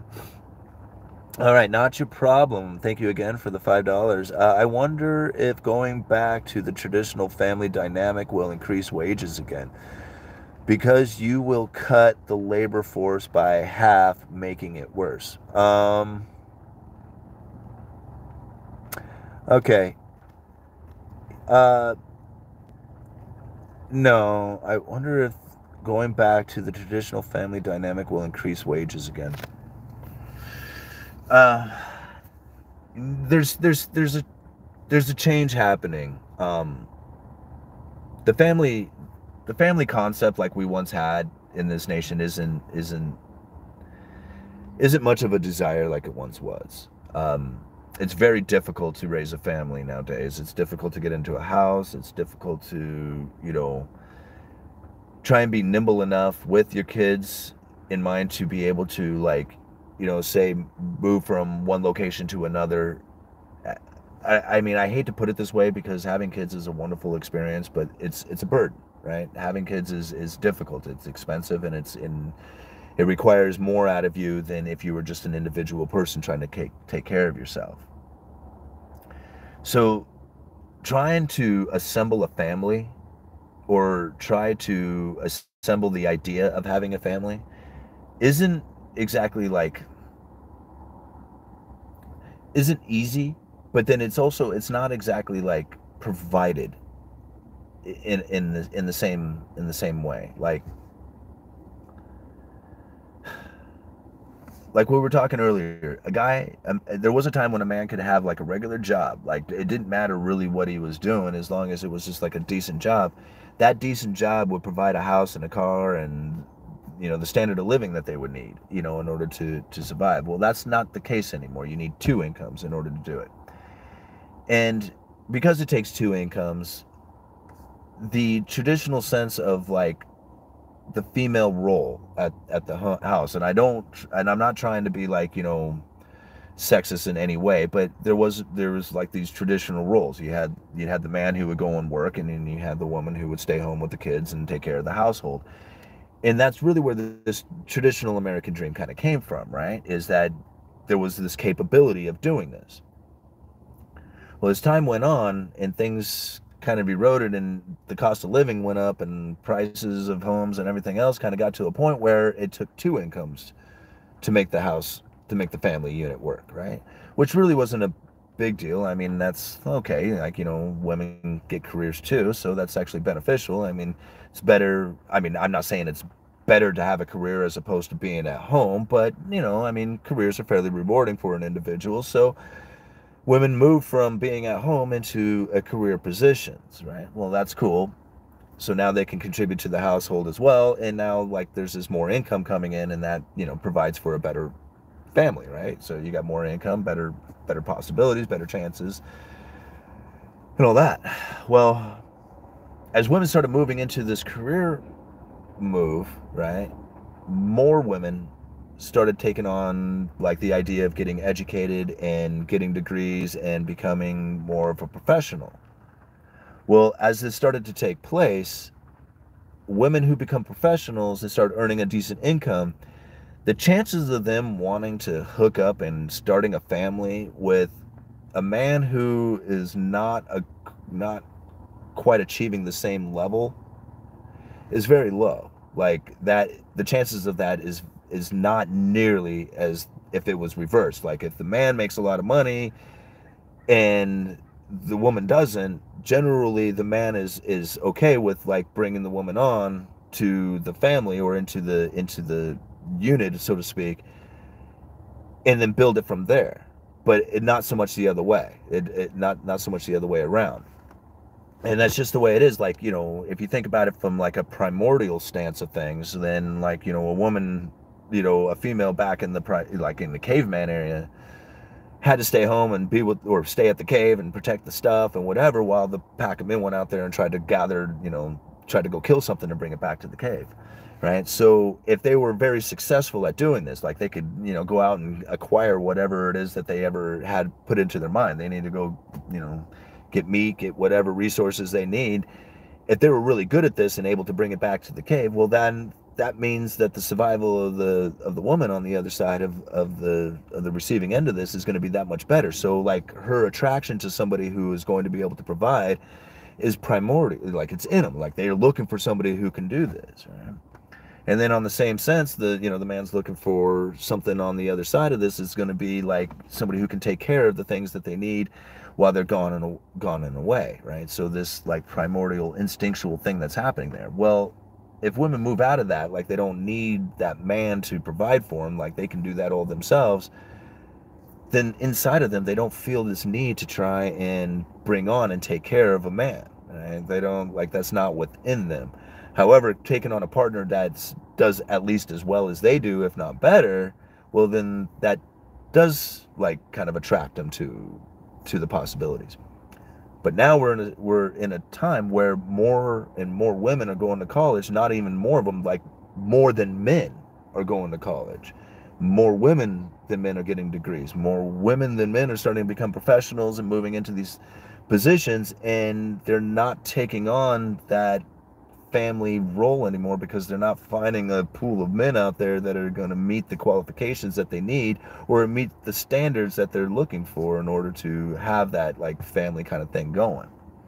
So I don't see that changing. Like I find that actually probably becoming more of the case as we go into the future here. And this is actually going to be really, this is actually going to cause a lot of damage. Because instead of giving men something to do, something to strive for, like they got to go to work and take care of the family and you know, take care of everything that's going on out there, they don't have that in their life. Like they're just on their own. They're independent. In fact, they were raised not to even go for something like that. Like all these man-childs running around, you know, who would rather be more addicted to video games than to try and hook up with a partner or something like that. These people, they get to a point in their lives where they don't even know how to find a partner, and they wish they could, and they're going to get very frustrated. And if they have this frustration level within them, they can get quite violent. And you know, you can almost see this starting to take place right now, in a lot of ways. You know, I don't mean to kind of get into too much of like, you know, the social aspect of stuff out there, but you can see it happening. I mean, there's plenty of articles we've reported on this channel before, you know, that the idea of building families and having that traditional family, American family dream kind of thing, it's not like, it's no longer ingrained. It's not something that, you know, people are striving to do any longer. Anyway, sorry about that one. I'll go off with this. Okay, let's see here. Most college degrees are not worth the cost of the debt. Yeah, I agree with that. You know, that's the bummer part about it. It's like, I remember when I graduated high school, like, you know, they kind of pushed us to go to college, but it wasn't like, you know, if you don't go to college, you're going to be a failure. That was never like a concept for us. There was a lot of people who, you know, were just going to go straight to work, and there was no, like, nobody gave them a hard time about it or said that that was the wrong move. And I said it, like, after I graduated, I said, man, like, all these, like, it was the commercials that really got me. Like the Education Connection commercials, they would have like these kids dancing and you know, singing and talking about how it is that they can get this, financing to go to school and stuff. And it was like, it was a big game to like get all these kids like hooked into college debt. And I said it back then. I was just like, all you kids get a degree, and your degrees aren't going to be worth much because everybody has them. I mean, there was a time when you could work hard, go to college, do your thing, get a degree, and then you stood out. You're like, look what I did. But now everybody does that. It ain't special if you get a degree. Everybody gets a degree, and so like people who actually have experience, they're the ones who stand out, right? They're the ones who can do it. People who have degrees, there's a million of those. All right. Still looking at that headliner. Yeah. It's like, it's getting fragile, man. I don't know. It's like, touch it, it starts to tear. Okay. I know welders. What did I say? I know welders that make 100K. Yeah, I hear of truck drivers making 100K now too. I mean, yeah, there's, I have to think about that. That's during a time when there is a huge demand for labor. And again, like everybody's looking out there saying, no, there's no slowdown to this high demand for labor. Well, there will be eventually. There will be a time when there's not going to be a whole lot of jobs out there. It's hard to imagine that right now. It's hard to imagine that going into the future, but at some time that's going to take place. And you're going to find that people who are amazed by how much they could get paid for a particular job may not be getting paid as much anymore. All right, not your problem. Thanks again for the $1.99. Weed, porn, and video games equals sedative for men. Yeah, it's different. It's different nowadays. Like, I don't know. Like when I was a kid, I used to like. I mean, I don't know. Maybe it was just me, but like I tried to like constantly have my mind around like what it was that I could do to try and earn some money or to do something like, whether it was cutting firewood or washing the log trucks or doing something. Like I always had like this idea that I wanted to try and earn or acquire or do something. And I just don't see that out of a lot of kids nowadays. Like, that strive to like start up a business or go and mow the neighbor's lawn. Like, I heard of like, so my buddy was mowing his lawn. The neighbor kid comes over and says, "Hey, can I mow your lawn for you? Can I earn some money doing that?" And he was just like, "Well, yeah. I mean, sure. How much to mow the lawn?" The kid says $50, and he was like, "Never mind, man. I'll pay $10 to mow the lawn, but not 50." But that's what and that's when the kid was like, "Okay, well, whatever," and he kept riding his bike. I got a degree for being to work on time every day. I'm so proud. Yeah, that was my case too. Like I showed up for work every single day without ever calling in sick or like calling in unscheduled or whatever. I showed up every single day for like 5 years, and then the one day that I didn't feel good, I'm thinking, man, I don't feel that well. It was during the pandemic, and they're like, if you don't feel well, you can't go to work, And I'm like, I don't think I'm sick. I just don't really feel that great or whatever. I'm like, nope, you can't. You got to call in. So that was the very first time I had called in sick in like 5 years, and everybody at work thought I had died. They're like, Simon must have died because he called in sick. That never happens, But yeah, that's me. I mean, I show up like. I took on like my dad's attitude towards things, It was just like when my dad was sick, he would still go to work too, and I'm like, why don't you just stay home, Daddy? It was just like, why? I can be miserable here or miserable at work. Might as well be miserable at work. You get paid for it there, And I'm like, yeah, I mean, get paid to be miserable. Yeah, you might as well go to work. Of course, now with like everybody all panicked about like spreading diseases around, I guess that probably isn't the best choice. All right. I used to work in the oil fields where you can't call in work. No matter what, you were out there working in it, right? Work through it. That's it. Simon should speculate on lumber futures. Insider trading. Well, it's not necessarily insider trading that's going on. It's just being able to see where things are happening before the retail does, right? So like I'm in between the retail purchase and the wholesalers, right? I'm the retail end of things. So when I'm calling around asking for prices, I get access to the information before it goes to the retail. So by the time it hits retail and everybody's talking about it, I've already got the information from it. But really, like if my vendors had a YouTube channel, they would have the inside information because they're the ones who are talking to the next level up. I mean, it's all a matter of like talking to the mills, talking to the loggers, talking to the builders out there. Once you kind of get this idea of where things are kind of moving as far as momentum goes, well, then you can kind of predict what the futures are going to do, right?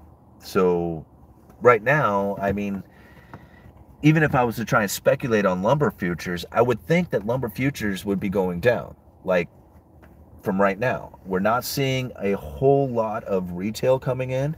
There is more like home starts and building going on, so that adds a lot of demand to the building supply of things, you know. But the retail end of things, like the people building chicken coops and the decks, the fences, remodeling the garage, you know, building shelves or doing whatever, all these little like kind of smaller projects that are not like building a house, that adds up to a lot of sales. And that's not nearly as prevalent as it was during the pandemic. Like all these backed projects and future projects came concentrating down into like a 1 year period. And now people don't really need to rebuild the deck or build a fence, or they already got their shelves up in the garage. In fact, they don't even want to work on the house anymore.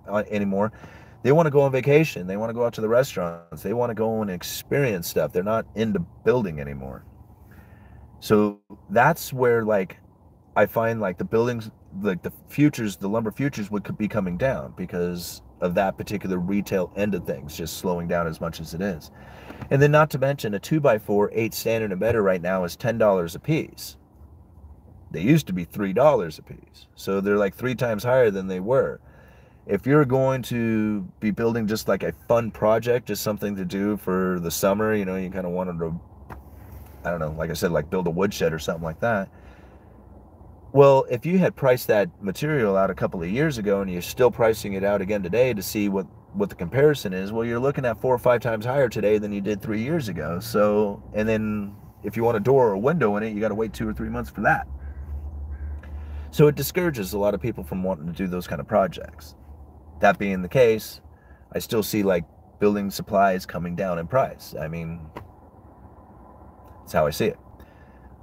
Plywood was $57 a sheet last week. It's at 51. That's still very high. It should be 25. But it's a sign of the movement, you know. Lumber futures closed a couple of months ago at 1,400 per thousand. It's at 1,000 per thousand. That's, you know, that's going down in price. I mean, it's the momentum of the direction it's headed. All right. We're 3D printed homes. Very interesting. Yeah. So 3D printing homes, I could see where that would be a pretty good concept in weather conducive areas. Here in the Pacific Northwest, like, I mean, you just seen like the rain was just dumping just a few minutes ago. The sun comes out, and here in a few minutes it's going to be dumping buckets again. These 3D printed homes. Now, I'm not terribly familiar with what kind of weather conditions are needed to make these things, like to make it work right.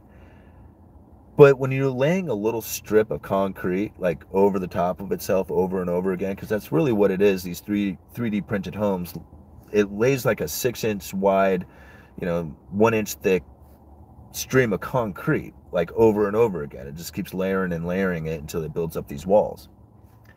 If it's in the middle of dumping buckets, like I can't imagine that concrete not washing away. And then therefore you wouldn't be able to do it during the rainy season, which puts the Pacific Northwest you get 3 months out of the year in which that you could build. That's not going to work. Yeah, I mean, then you can't do that, right? You got to be able to build 12 months out of the year at least, you know, or I mean, fairly close to 12 months out of the year. So 3D printed homes, if it's in a drier climate, or if they come up with a way of doing it that you can do it in a downpour, then I could see them becoming a lot more popular. I mean, it's a really easy way to go about, you know, building a structure without having to come up with all these different components to try and assemble the framing of a house and the side it. Well, you're still gonna have to side it and stuff, but you know, to come up with all these components to even frame the house, I can see where 3D printing could be very beneficial to it. Same thing with insulated concrete forms. I mean, it's a very similar concept. You use these styrofoam blocks to assemble all the walls, and then you fill those blocks with concrete. There is no wood involved in the building of these insulated concrete form buildings, but you know, again, there's some issues that come with that. I mean, I think it's actually a pretty good concept, these insulated concrete forms, because they're very like efficient. Like as far as the insulation quality of these things, they're like off the charts, super efficient. But then when it comes time to, like, say, do a remodel, like you want to tear down a wall and open it up or something, well, you got to tear into concrete, mesh, and all kinds of stuff. It's not saying that it's impossible. It's just like it's a lot easier to take a sawzall to a wood framed building than it is to try and cut out all this concrete out of a insulated concrete formed wall or something like that. So anyway, that's that one. Let's see it. There's still 500 of you guys out here, 560. Thank you so much. If you haven't hit that like button, please hit the like button. Oh, and here's something else I wanted to throw out for you guys. The podcast. I know a lot of you guys like to listen to these videos as opposed to watching them on YouTube. And we have the podcast going at you can find it over at my website, uneducatedeconomist.com. There's a link to it there, but it's called You Guys Let Me Know. And all the videos and everything gets put onto podcasts, and I've been trying to encourage that a little bit more and see if people would rather listen to the podcast as opposed to watching the videos here on YouTube. So I just wanted to give that shout out there so you guys know about that. Let's see. I want an ICF bunker. Yeah, I could see where, like, I mean, having an ICF house, the insulated concrete form house, it would be a good house. I mean, that's for sure. It would be strong, be well insulated. It would be like, you know, I mean, it would last through hurricanes and stuff. I mean, it would be a good building, that's for sure. But like I said, it does have some issues with it. Wow, this has been going on a while. I'm late. Yeah, I've been out here for an hour and a half. I'm probably going to go another half an hour or so if my voice keeps up. I'm kind of talking funny now. Of course, I guess I talk funny every day, don't I? We all just love Uneducated Economist class. I've learned way more from you than my Econ 101 class in college. Yeah, I mean, I think the difference between like learning economics in a class and just kind of just studying economics is that when you're in a class, you have to learn what it is that they're teaching you. When you're just out there trying to figure it out and learn on your own, you get to go and look at whatever you want. You get to study and focus in and pay attention to whatever part of the economy that you're interested in. And then if you have a cool YouTube channel like I do and you have an interest on a particular subject, then you can put a video out on that, put it out here, everybody starts commenting, and then you get all these, like, you know, great ideas about what it is that you're, you know, kind of thinking about. So yeah, having a YouTube channel and talking about economics and learning about economics, I think is like been a hell of a lot of fun and very educational for me. I mean, shit, I learned a lot more from you guys than I'm sure you've ever learned from me. All right, happy to see your channel grow. You deserve it. Underrated channel. Well, thank you very much. I really appreciate that. You know, I mean, try and come out here and do this every day and just keep growing and learning and doing as much as we can. It looks like I might be actually going, I just thought of this guy too, guys.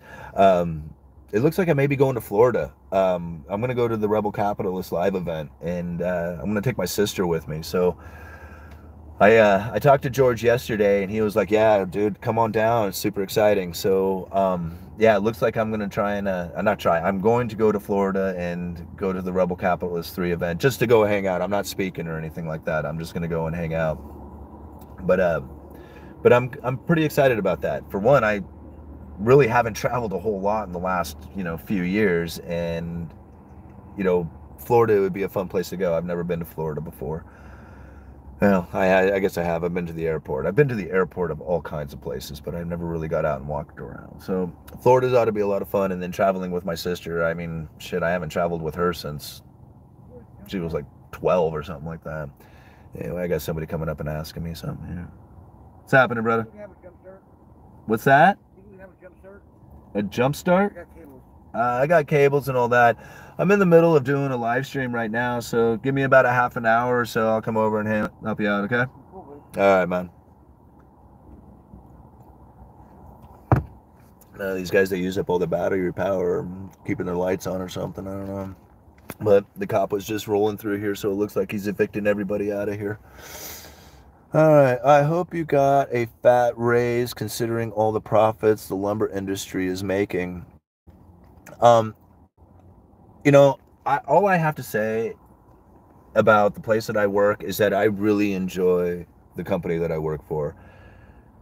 The guy that I work for, he owns it. He owns the building outright. He owns the company. He owns the land. He owns the equipment. He was a very intelligent businessman, and I have learned an insane amount from him. Now, I am not the person to say what it is that people should be doing with their business or how it is that they should operate. I am very happy with what it is that he provides for me and my family. So I thank him. I'm not asking him for anything other than what he gives me, because he provides a very good company to work for, and I'm happy to be here. All right, Jaws. Thank you so much, Jaws. You're the best. No question from me this week. Hope you have a great weekend. Well, thank you, Jaws. I really appreciate it. I hope you have a great weekend as well. Catherine, I love your Twitter channel, UE, the dice. Thank you.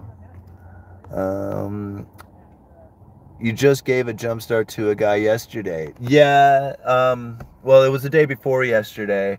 But, well, there's a few of them here, and like I said, they run their power at night for their lights or whatever, and they just end up killing their batteries. I don't know what to say. The homeless situation here in Astoria is huge. It's growing. It's getting bigger. I recognize most of these people, so it's like, I mean, they're not strangers. They're not. I mean, some of them are strangers. I don't know, like all of them, but I mean, I recognize these people from being in the community. They're part of our area here, and nobody knows quite what to do. I've been going around and I've been talking with a lot of the, excuse me, this booch is really carbonated. I've been going around talking with a lot of the homeless, asking what it is that they need in order to, to help them out. They talk about bringing housing and doing all kinds of stuff for them, but I don't think that's going to be a solution. I don't think finding an area for them to be at is a solution. I think those are all attempts to cure a symptom, right? That's all that is, and that's not providing any kind of benefit or solution to anybody. I was talking with a couple of them, and I said, okay, well, what is it that you need? Like, what is it that I could do for you right now, or what is it that this community could do to try and help you out, to try and give you the opportunity to get off the streets? Like, obviously, like buying you a house or doing something like that isn't necessarily a feasible way of going about it. Some people might argue with me about that, but this is my opinion on it. And so I asked them, I was like, what is it that you need? Like, what could I do for you right now? A lot of them didn't have an answer. They didn't know what it was that I could give them, like that I could do for them right at that exact moment. And I said, so what is it that prevents you from going to work? Like, there's plenty of jobs out there. And this was a legitimate claim that they came back with. And they said, we can't leave our stuff. Like, they don't, you see somebody pushing a cart. That's all the possessions they have in their entire world. Like, that's everything to them. Like, we might look at it as, we live in houses, we have a car, we have, things that, nice clothes or whatever. They have a pile of shit. That's all the stuff that they have. And that's their entire world is sitting right there. They go to work and they come back after leaving their stuff on the street because they got to go to work. They can't take it with them. and come back and find their stuff is gone, scattered, thrown away, pitched, whatever. It's just like they can't leave their stuff, right? Because this is their entire world. It's like leaving their entire world behind so they could go and work this job. It's hard enough to even get a job, and then you got to lose all your stuff while you do it. So this is one of the complaints that I heard, you know. And then she said another one was like showering. Like, you know, you're on the street, you don't have a place to live, you can't find a place to put your stuff. And then on top of that, like, what are you supposed to do to even stay clean? Like, most people have a hard time hiring somebody who's homeless, but then, like, they certainly don't want to hire somebody who's, like, working at the cannery and doesn't, you know, can't shower and has to come back smelling like stinky fish, or, you know, has to sleep on the street that way because they can't find a place to bathe. These are some of the issues that these people have as far as just being able to get off the streets, right? So I said, well, what if you had a locker? Like, not buy you an entire house, but what if there was like an availability to securely store some stuff for a day? Like, you can rent a locker for $1 a day or something like that. Like, I don't know exactly what it is that you could do, but a secure place to put stuff, because finding a secure place to put stuff is a hell of a lot easier than finding a secure place to put you, right? To find a person, to secure them. They can take care of themselves, but if you could find a secure place to put their stuff for the day so they could go to work. And, you know, I mentioned that to a few people, and they're like, well, that actually is a pretty good idea. You know, that would give them an opportunity to put their stuff in a secure place to go, they could go and do their thing that they need to do. And then the other one that they were complaining about is no place to charge their cell phone. And now, I never really thought about this because, like, you know, I go into businesses or whatever. I'm not kicked out of businesses. I'm not kicked out of, like, you know, other people's homes. I never thought about, like, the access to an outlet to charge your phone. Like, how hard it is for somebody on the street to actually access power to charge a phone. And so I thought again, it was just like, well, what if you had these lockers that you could store stuff in, and it had a charging port at the back of the locker that you could put your phone into. So even for $1, you could charge your cell phone, right, in one of these lockers. And it would be secure. You could, like, put your phone in there and lock it up and then come back to it in a few hours and it would all be charged. And so some of these complaints that I'm, like, or not complaints, but some of these issues that I'm hearing from some of these homeless people out there, it seems like there would be a little bit easier way of providing them with the ability to get themselves off the streets by just providing them just a little bit of security. And it doesn't even have to be for them personally, just for their own stuff, so that they can have security within themselves of their items that they have. So I don't know if that's a solution or anything, but it seems like that would be a hell of a lot easier than trying to find a place to put them, you know? And then from that point on, hopefully they could actually get themselves off the streets, you know? Why is Japan's inflation still near zero? It's a demographics thing. It's because they sell more adult diapers than they do baby diapers in Japan, if you can imagine that. So old people, like, I'm not trying to pick on old people, but the older population, the elderly population, don't spend like the younger population does. They're not going to go to concerts and go on vacation and go dumping money into, you know, a bunch of experiences. They're most likely going to be sitting at home doing nothing, like, you know, just hanging out, like enjoying just being retired or whatever. It's the younger generation that spends a lot of money. So it's a demographics issue that's going on over there. And, you know, at some point I'd imagine that changing. But again, like, you know, society nowadays doesn't really, like, encourage families. It's just like that American dream thing doesn't really exist like it once did. Alrighty. Let's see. Tokyo is surrounded by vacant houses. They are losing population. Yeah. Whoever is taking this guy seriously is seriously in trouble. Well, Eric, you know, I think that I have pretty much said it 400 times throughout the career of this channel that this is not a place that you come to get financial advice from. It's just a place to have a discussion. If you don't like it, go find another place to be. Room for new families, a new job, opportunities. Yeah. Let's see here. What do you mean, Eric? Yeah. You're welcome, bro. All right, Japanese overnight tiny modules for the homeless. Yeah, I don't know. I see those tiny homes kind of coming up. Like, I hear about more of them coming up, like on I-5 and stuff like that. But again, I mean, I guess if it's a cheap rent and stuff like that, where an individual can have a job and go into one of these things and be able to provide for themselves and pay rent on it and stuff like that, then yeah, I think that's a pretty good concept. Providing that, like, here's a bunch of houses, and if you're decent enough, you get one for free. I don't see how that can be like beneficial. I think that's actually going to be enabling, and it would cause more heartaches down the road. It's just, why are you still here, Eric?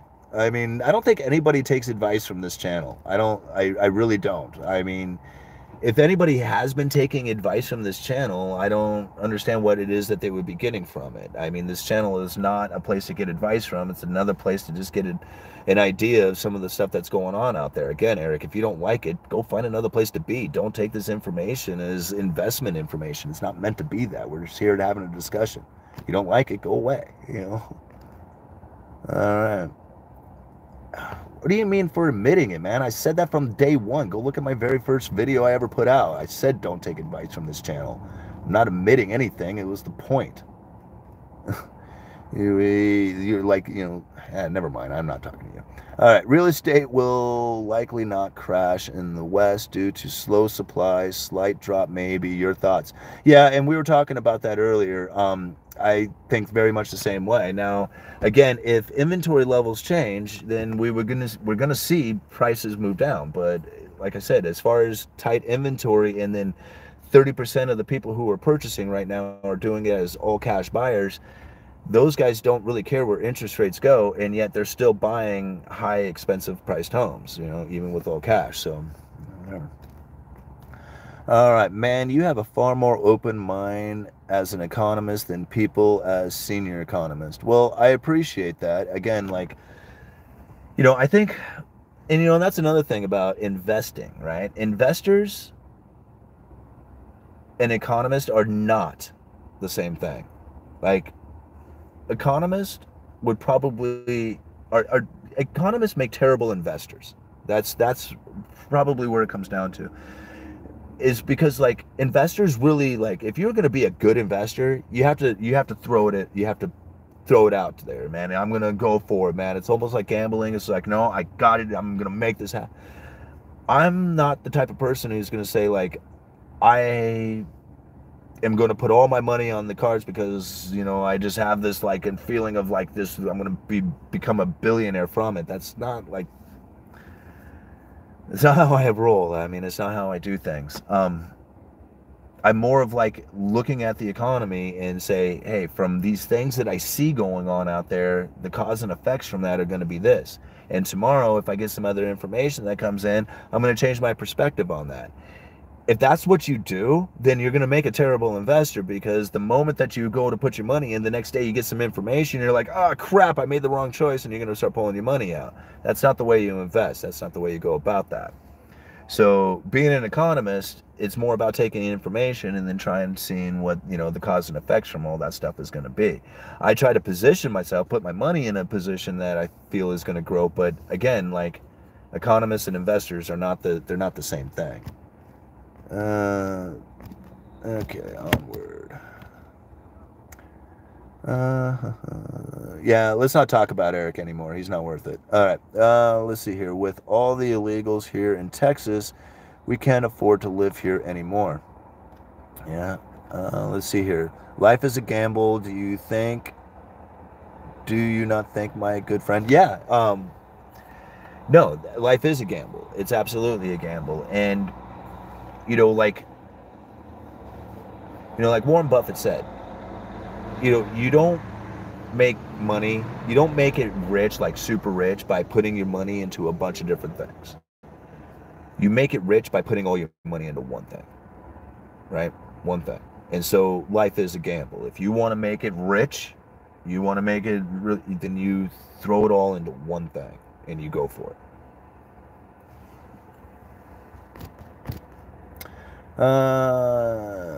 I heard that real estate is not going to crash, not one bit. I wouldn't go as far as to say not one bit. I again, like inventory levels. Like if the inventory levels begin to rise, you're going to see housing crash. You're going to see prices come down. I wouldn't say, like, I wouldn't put it into the like not gonna happen. Like, you know, anything could happen. You got to keep your mind open to that possibilities of it coming. Right? We're seeing the mortgage rates rising right now.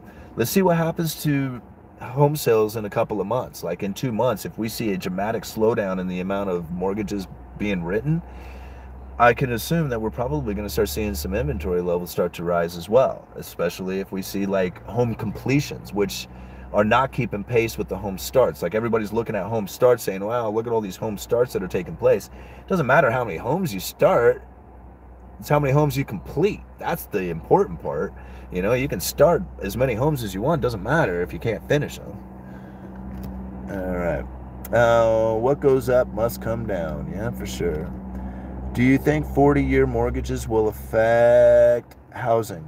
If they become more commonplace, like if they become something that is a regular as opposed to like the 30-year mortgages, but if people were taking out 40-year mortgages for the average mortgage going out, then yeah, that's going to have an impact on the housing market. It's going to make the availability of people to make those monthly payments more accessible, meaning that the asset price can continue to go up.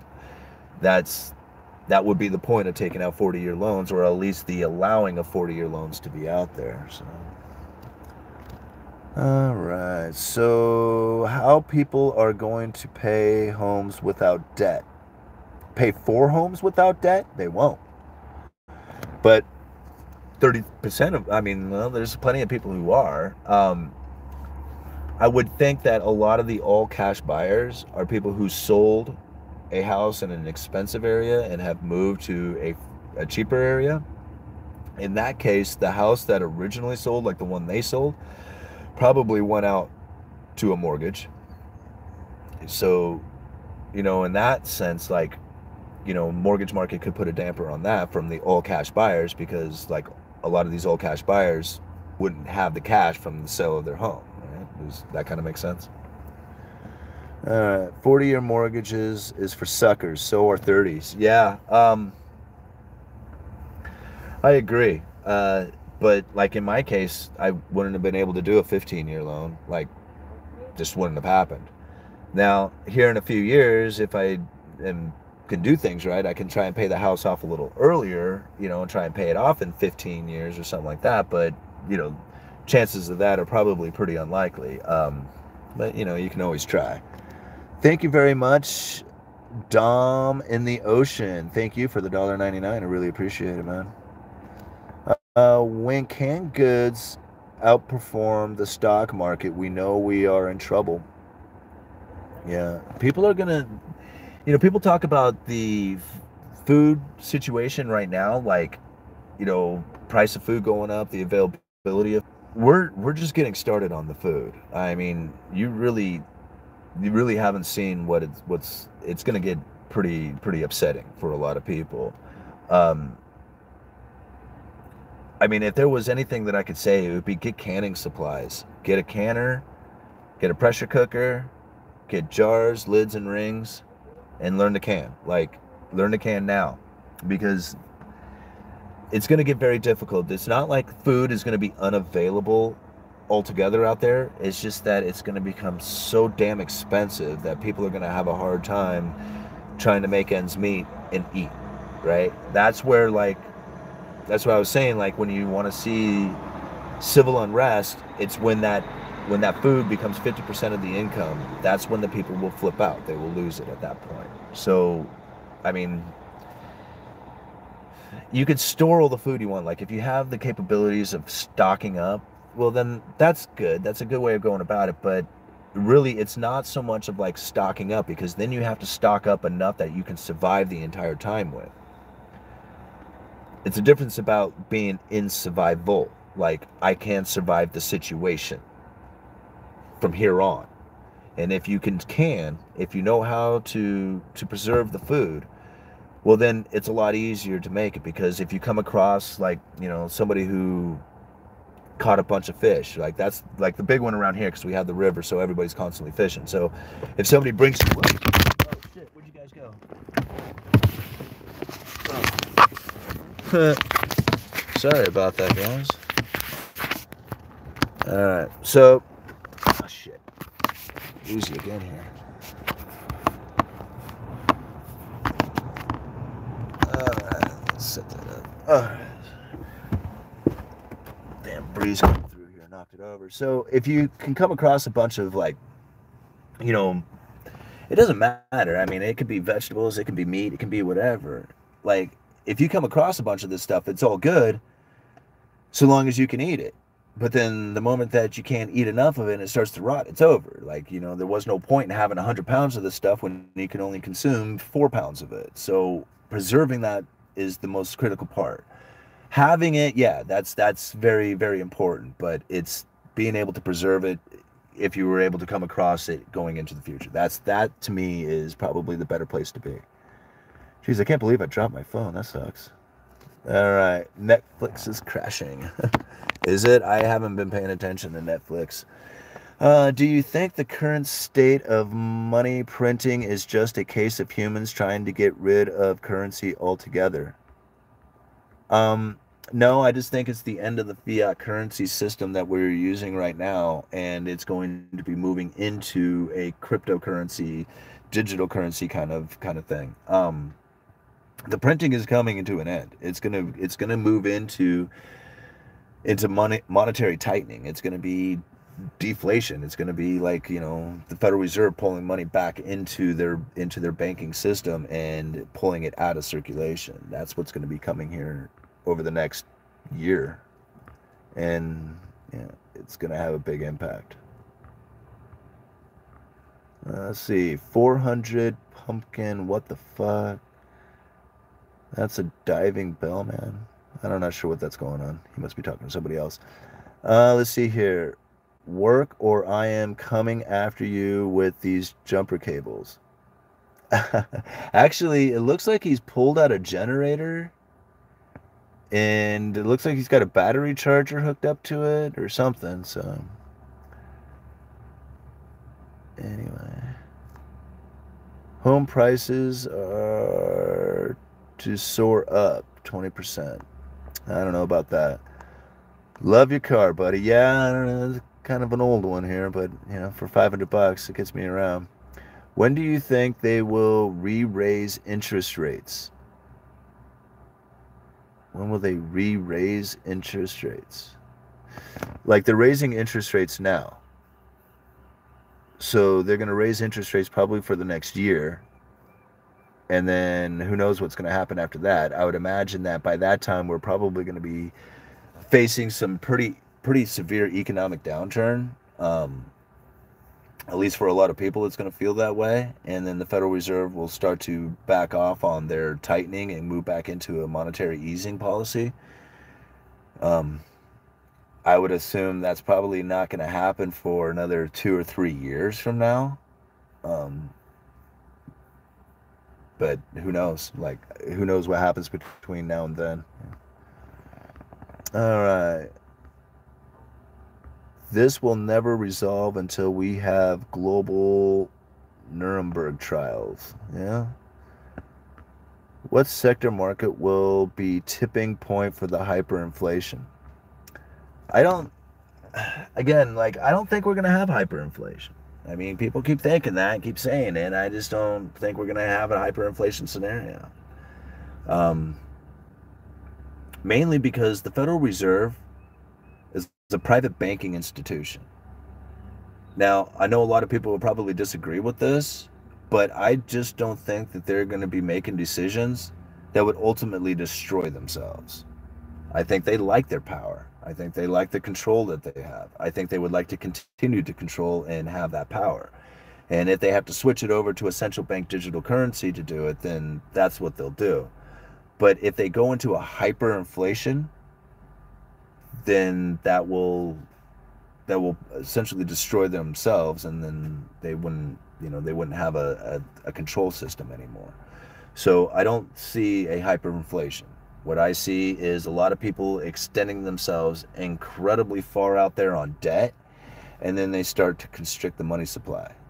And people start going into bankruptcies, defaults. Um, they start having some major issues. And it's at that point, that's when the rich will come in and start buying up all those cheap assets. It's like harvest season. So when the money's cheap, when there's low interest rates, that's like, that's when they're sowing. They're sowing the seeds, right? They get everybody out there taking in on this debt, building all these projects, building homes, buying cars, doing whatever it is, borrowing money and making things happen. And then they cut the money off, and all the stuff that they had built, well, they can't afford it anymore. But there's a handful of people out there who can afford it, and they're going to buy it up cheap. See, they weren't taking out loans to buy that stuff. They're going to buy it from cash when you can no longer afford to do it, or no longer afford to make the payments on it. So that's more of the scenario that I see coming, not a hyperinflation. The Fed is a cartel, a global cartel. Yes, they are. Blood in the streets, money to be made. Yeah. Let's see. My timer started over. I only got 8 minutes. How long have I been out here? 2 hours now? Federal Reserve, more like stupid crooks. Reserve. Am I right? What does that say? You either get hyperinflation or deflation. Yep. You will own nothing and be happy. Well, I would imagine that's probably going to be the case. Like, I mean, I said it before. Owning nothing going into the future here is not going to be a bad deal for most of these young people. They don't give a shit about owning anything anyway, right? So, like, if you don't need a car because you got Uber and Lyft, if you don't need to go to the grocery store because you got DoorDash or, something else coming to you, if you don't need all that stuff in your life, then you don't have to strive for it. Like, it's not a matter of like owning nothing and be happy. It's just like not wanting it and being happy. That's the situation that they're putting people into. I mean, it would be one thing if you truly wanted it and couldn't get it, yeah, then you'd be like, okay, now I'm unhappy about it. But they're telling people you'll own nothing and be happy because they don't even want it, right? That's what it comes down to. They may say they want it, but they don't want to try for it or anything like that. It's just the way society is going now. Like I said, with less family formations taking place, then there really isn't any need for the stuff that we once had in life. There's no need to, have people trying to acquire that American dream like they once had. There's, they don't have any strive for it. I'm not saying it's a good or bad thing. I'm just saying that's just the case it is nowadays. Owning nothing and being happy, I mean, well, you don't have to do anything then. Now, young people now just want experience without the hard work. Well, I don't think it's necessarily that they just want it without the hard work. I think there's plenty of young people who would be willing to hard work. It's just that there's no ambition for the reward for doing it. Like, you go and work your ass off for a company, but there's no retirement from them. You go and do stuff, most likely or they won't have like health insurance or anything else for it. It doesn't like encourage you to try and be dedicated or anything like that. There's just no point to it anymore.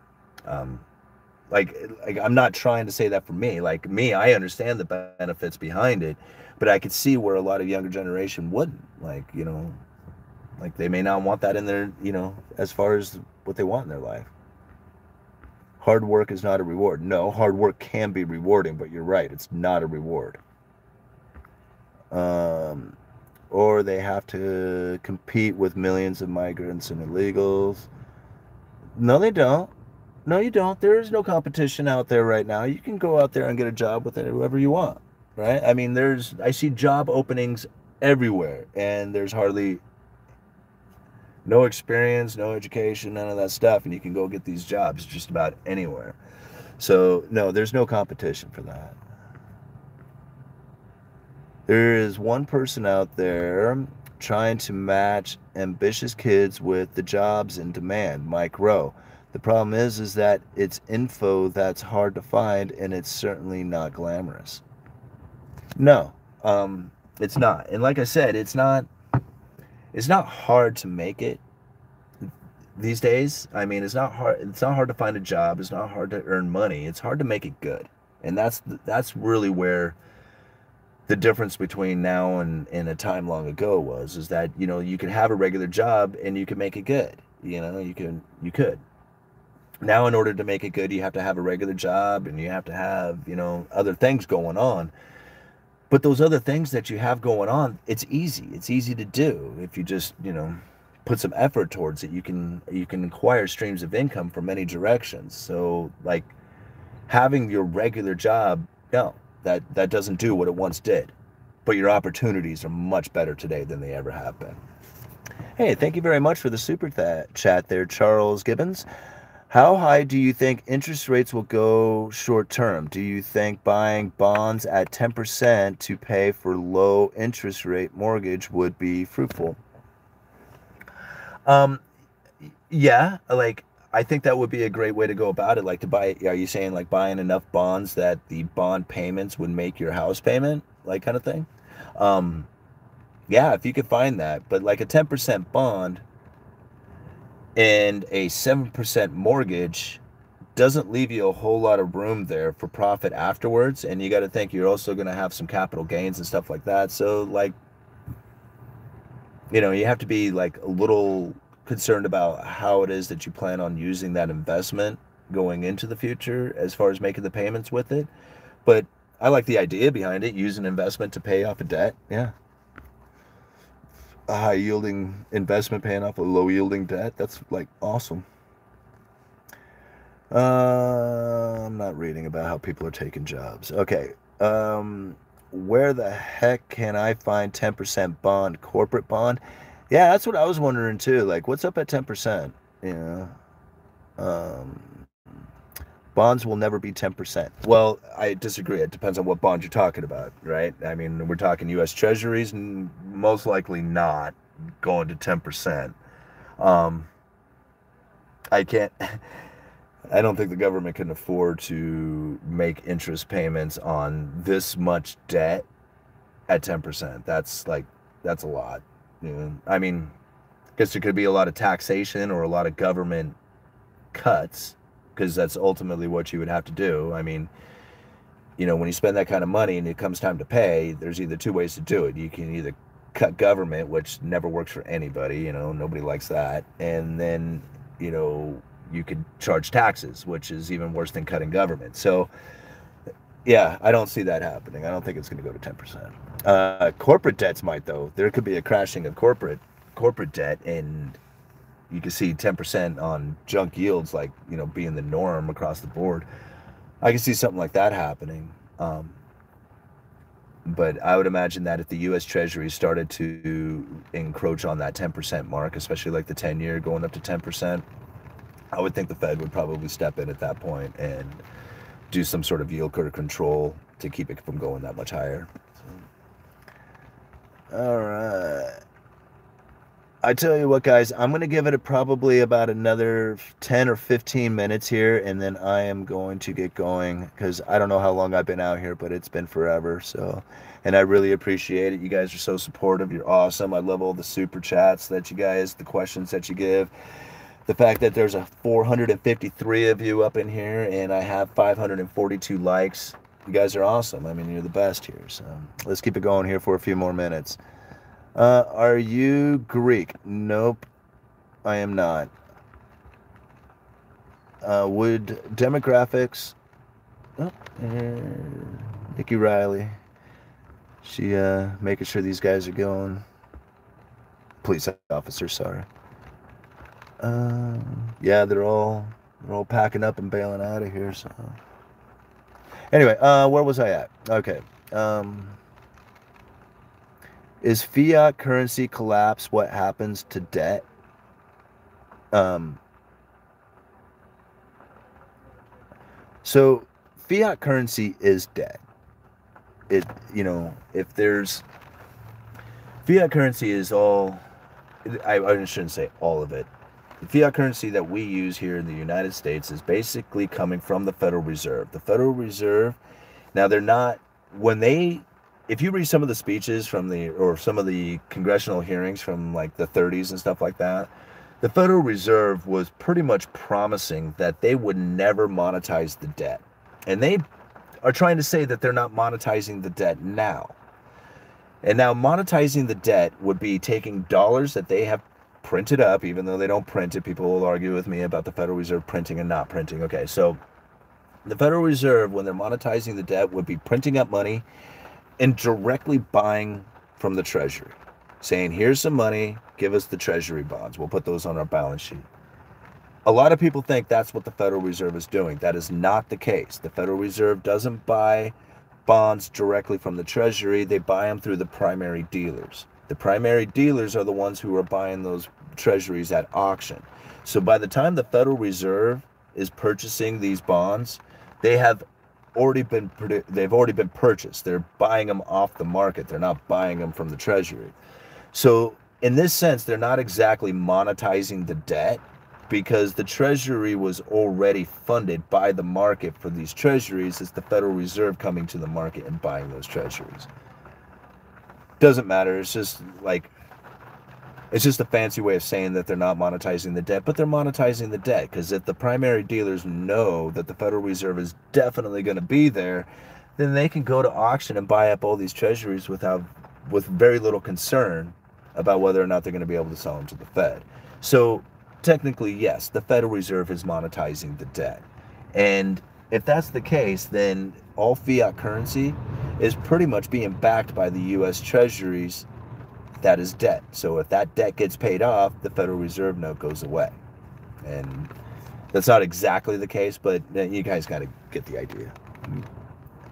Man, you are a good talker. Well, thank you, Z. I appreciate it. I have been out here for a couple of hours now, and I feel like I'm kind of slurring my words a little bit. Like I'm having a hard time. Like it's weird. Anyhow, let's see here.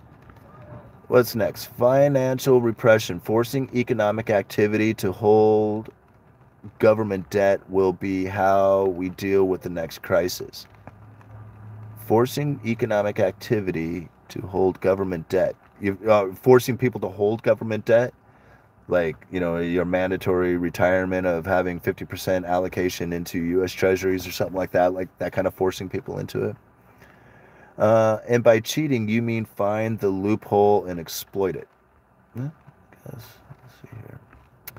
Hey, $1.99 from Super Duty OHV. Do you love your job? I like my job. I like it a lot. Like,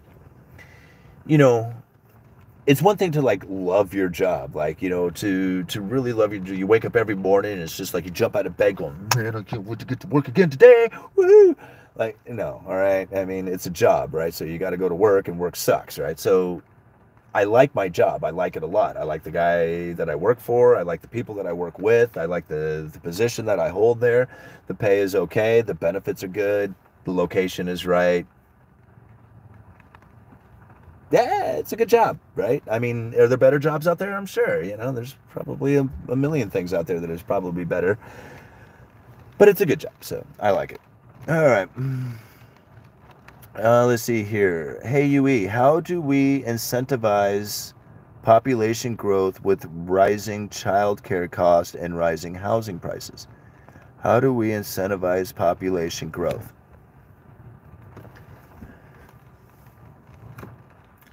That's a woman's choice, right? How do you get women to want to have kids? Okay, that would be it. Because if you can figure that part out, then you can get population growth, because they're the ones who are in control of the population, right? I mean, you can wish and dream all day long as a man, but the chances of you ever having a kid yourself is pretty much not going to happen, right? I don't know. Maybe science can figure something out differently, but women are the ones who are going to have kids, They're the ones who are in control of the population. So the way you get population growth is by figuring out a way to encourage women to want to have kids. And outside of that, I'm not sure how. You know, you have to have decent housing, decent, income, decent stability for most women to feel comfortable enough to actually want to have kids. Like, that's, I don't know, maybe I'm wrong about that. This is my opinion. Please don't hate me for it, but it is the way I see it. So if you can create a situation like that, then you would probably see more population growth. But that's not the case. Women are becoming more educated, they're becoming more professionals, having more careers than pretty much any time in history. And with that being the situation, most likely they're not going to want to hook up with guys and have kids if the man is not producing more than what they are. And if they're producing more money, there's less of a chance of that happening. We were talking about this earlier, so anyway. Okay, onward here. Be a nice man if you want to incentivize a woman to have your children. And, well, I think, that's true. I mean, you got to be a nice guy, but you also have to be able to provide, right? And, I mean, as a woman, you would want that out of your man. Like, I mean, you would want him to be a nice man. You would want him to be, understanding and supportive and having a decent income so that you guys aren't living in an RV out here behind city lumber. Alright. They tell you no birth control is available. They are lying again. It has for thousands of years. They tell you no birth control is available. I don't know about that. It's called responsibility. Yeah. Alright, let's see here. Come on. It's common sense. Every loneliness wants a lion in the cave. Or lioness wants a lion in the cave. Right? That's the truth. I mean, well, I don't know about everyone wants one. Yeah. But if you're thinking primordially, like caveman, then yeah, right? You would want one. All right. Do you agree economic slowdown starts in restaurants and ends in restaurants? I think restaurants are a big indicator. Like, you can really find out a lot of what's happening by watching what's going on at the restaurants. Now, despite what a lot of people have to say out there, restaurants are not exactly the most profitable business to be in.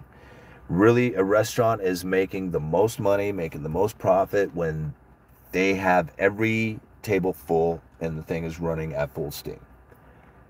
That is when restaurants are the most profitable.